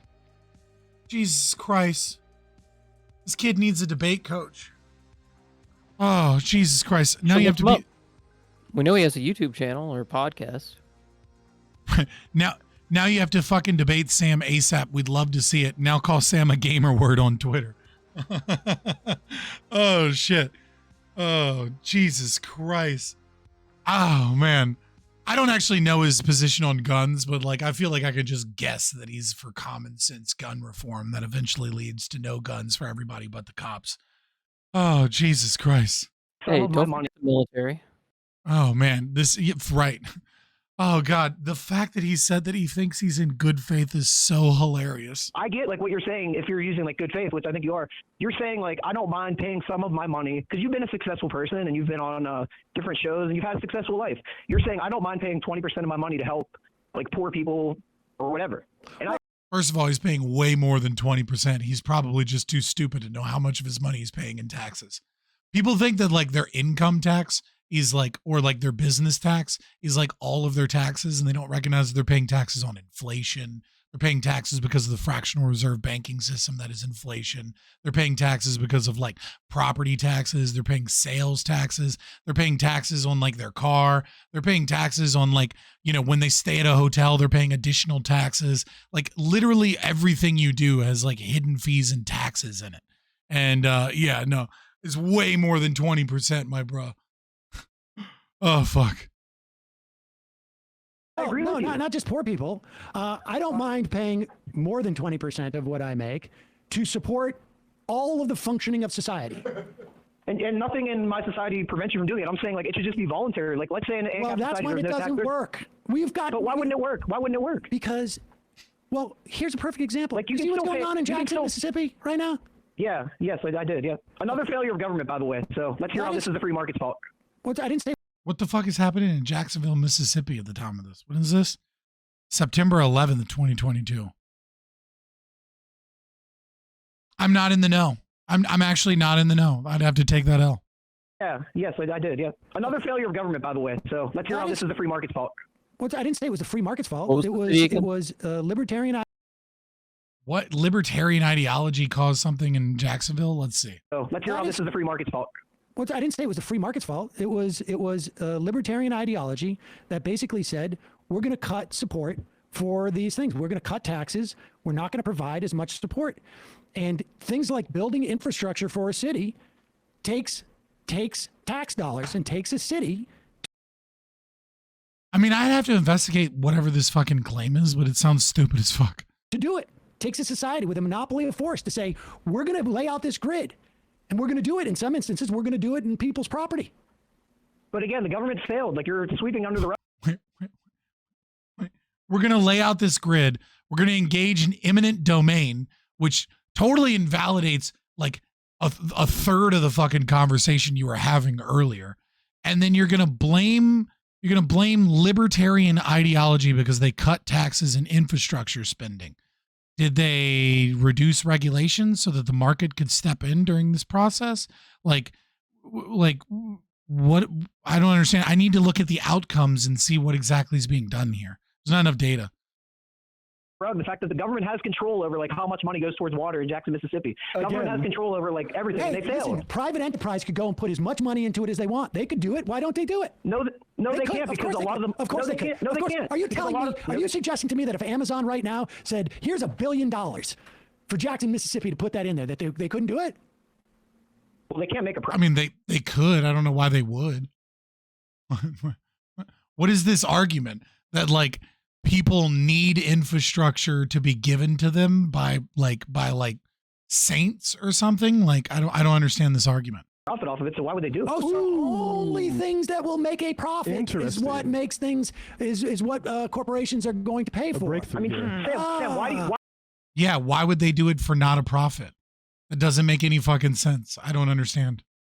So it's really nothing to do with society to benefit society. No. It's only to. Oh, this positive rights argument that like we need the government to steal from other people so that we can help other people that have problems without doing any analysis of why those problems exist in the first place, or like freeing them, or like reducing crime and stuff. Like I don't like this is just like people have bad lives, therefore they need government money from stolen people. Like this is stupid. Make a profit. Well, let me get a point in here, and I like how this conversation is going. It's a fun conversation, and I like it. Why do you like how this conversation is going? He is dunking on you with pure sophistry, like just pure sophistry and brain dead takes on purpose to make you look silly. This conversation, it's a fair conversation, but you're giving me a lot of time, and I appreciate it. But I think that why do you wake up and like go to work? Because you expect to make a profit, or you expect to gain something by going to work? Because I have to feed myself. Right, and like so do the companies. They have to feed, like the companies have to pay their employees. Like I don't understand why profits are like this evil boogeyman of a thing. Like profits are not what they pay their employees with. Profits are what's left after they pay their employees. Right, but you can't run a business if you're losing money. Like you go out of business, so you couldn't pay people. You can run a business if your profit margin is significantly less than what, say, Amazon's is. Dog. Oh my God. The market sets price. Okay.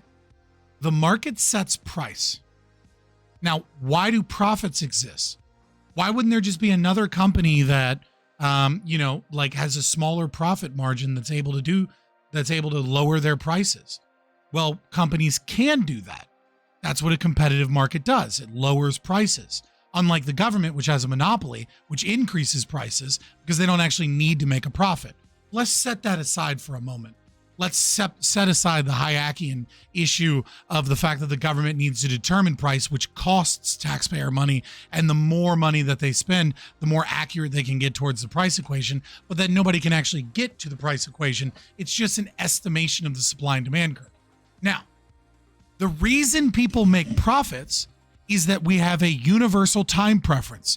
People want things now more than they want the exact same thing later.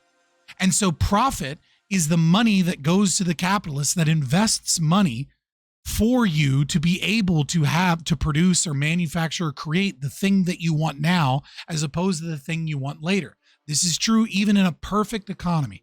where there's like no unknown information, right? But let's say we're not in a perfect, the evenly rotating economy. Sorry. Let's say that we're not in that economy. Even still, because we're not in that perfect economy, profits are the reward that you get for resource allocation, which is to say that because we don't have a perfect idea of what price is, some people have figured out that like, there's a market that's about to occur for this item. I should produce this item in greater quantity because I'll be the one that can sell a whole bunch of this because no one else has figured out that this is about to be really valuable.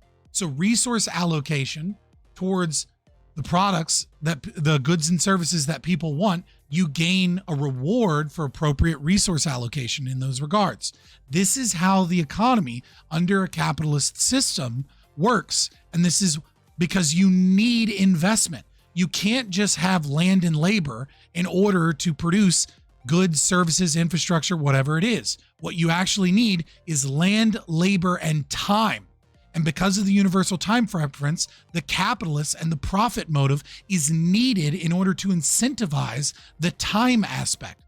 You think that you can steal from people in order to solve the universal time preference. But the problem is that you do so at an additional cost that makes that not only do you do so immorally from stealing, but you do so at an additional cost because you're less accurate in your ability to get towards price without spending money towards that price.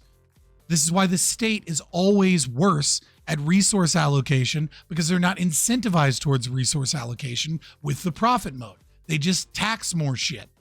Stop stealing money, open up the economy, there will be less crime, there will be more jobs, there will be more infrastructure. These things don't happen magically overnight, and they certainly don't happen if you don't reduce regulation to make the market freer, and all you do is reduce taxes, even though that will help in some regard. Thanks for the gifted sub. I really appreciate it. I do, honestly. Much obliged.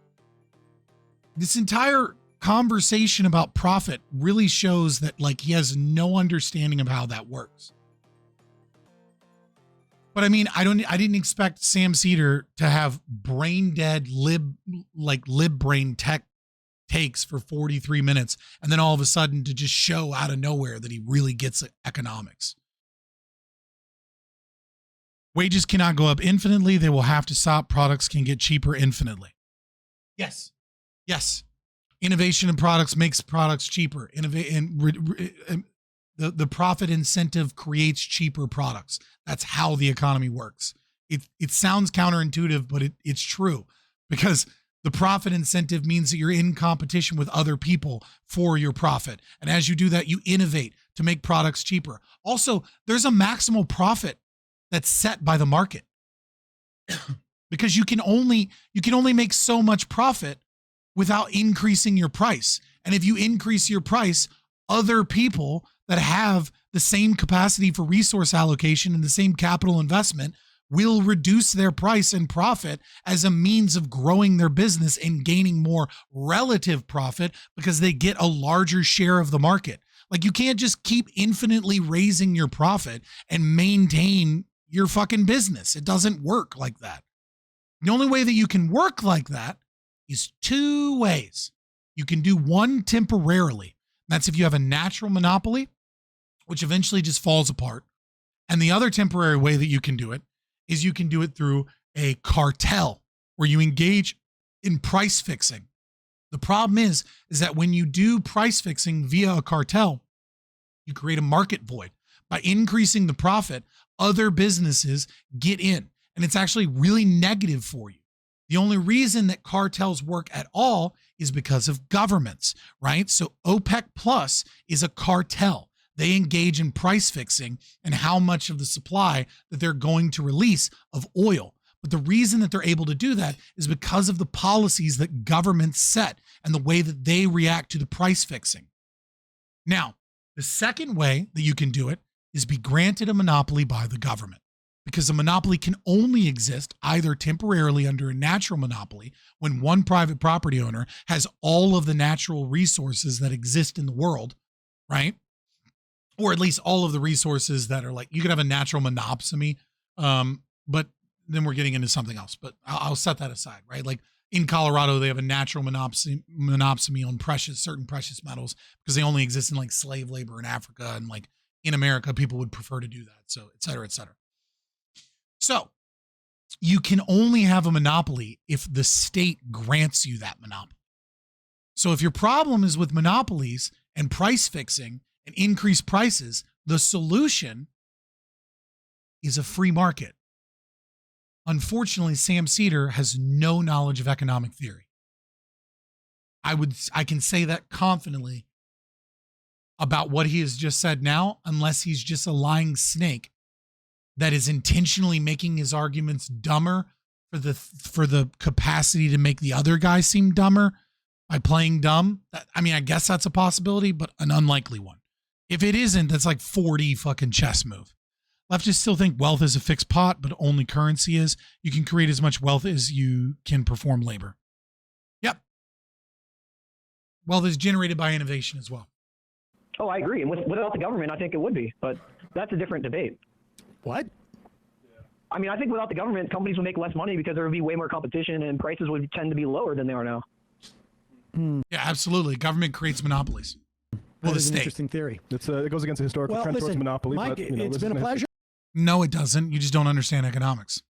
I wish you good luck with your society that exists. But please now get out of my house and don't leave it messy.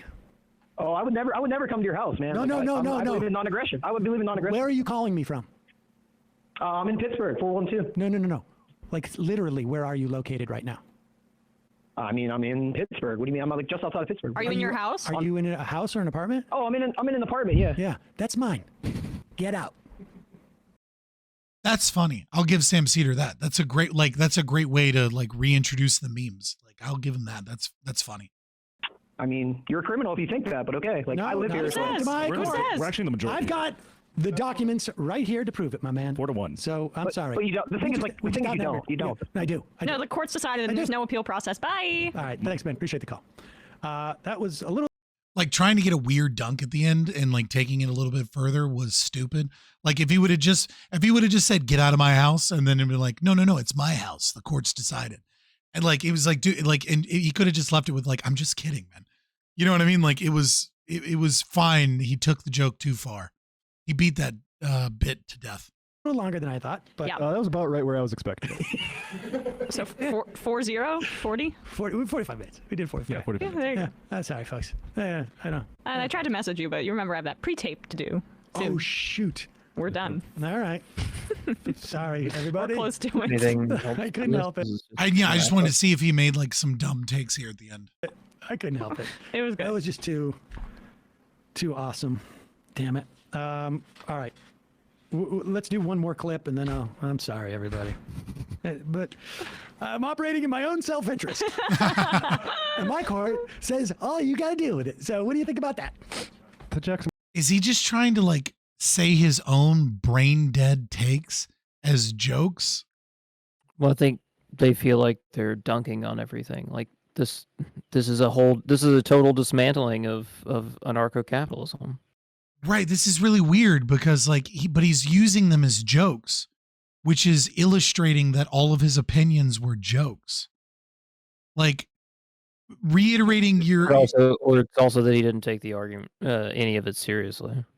I mean, I guess, but that's still saying the same thing, is that he's reiterating his points as if they're a joke. Mississippi point that, of course, Amazon wouldn't do it. There's no profit in there. Like, that's probably the biggest breakthrough maybe we've had. I think that's pretty That's really close. It is fascinating. It is fascinating. I mean, I can see people saying like, I wish the world was like this. But if you're going to wish, then just shoot for 99.9999% of the people being like that. But we have to make it realistic. See, it's fucking, and now he's memeing on it later. I told you, the fucking arbitrary number that he threw out as 75% was going to haunt him, and it's clearly haunting him the entire debate and what's post wild debate. about anarcho-capitalists is like, I think a certain skepticism about the government is warranted, but I think that because I understand that governments emerge historically from like the need, for instance, for the Virginia slaveholding class to like coordinate its activities, Well, right? this is what people don't understand is that like, this is I think a certain level of skepticism is warranted against the state because the need for the state is these horrible fucking things. What? Well, I mean, I guess way to be charitable towards the ANCAP position, I guess. Like, I don't, like, what? Like, you're admitting that one should be skeptical of state power because they're used in horrendous ways? Like, but also it needs to be stronger and take more of your money and build everything around you. Right.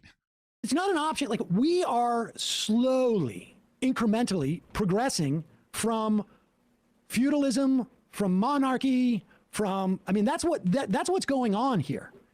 Progressing. We are coming out. Right. Okay. Sure. Out of like, we're, you know, like just slowly stepping out of like this immersive goo. And we have tried to trade a system of government that when they wrote the Constitution, for instance, they're thinking king is government. Government is run. You just watched a clip from our Twitch channel, Fabian Liberty. If you like content like this, please like and subscribe here on YouTube, or go ahead and give us a follow on twitch.tv/Fabian Liberty.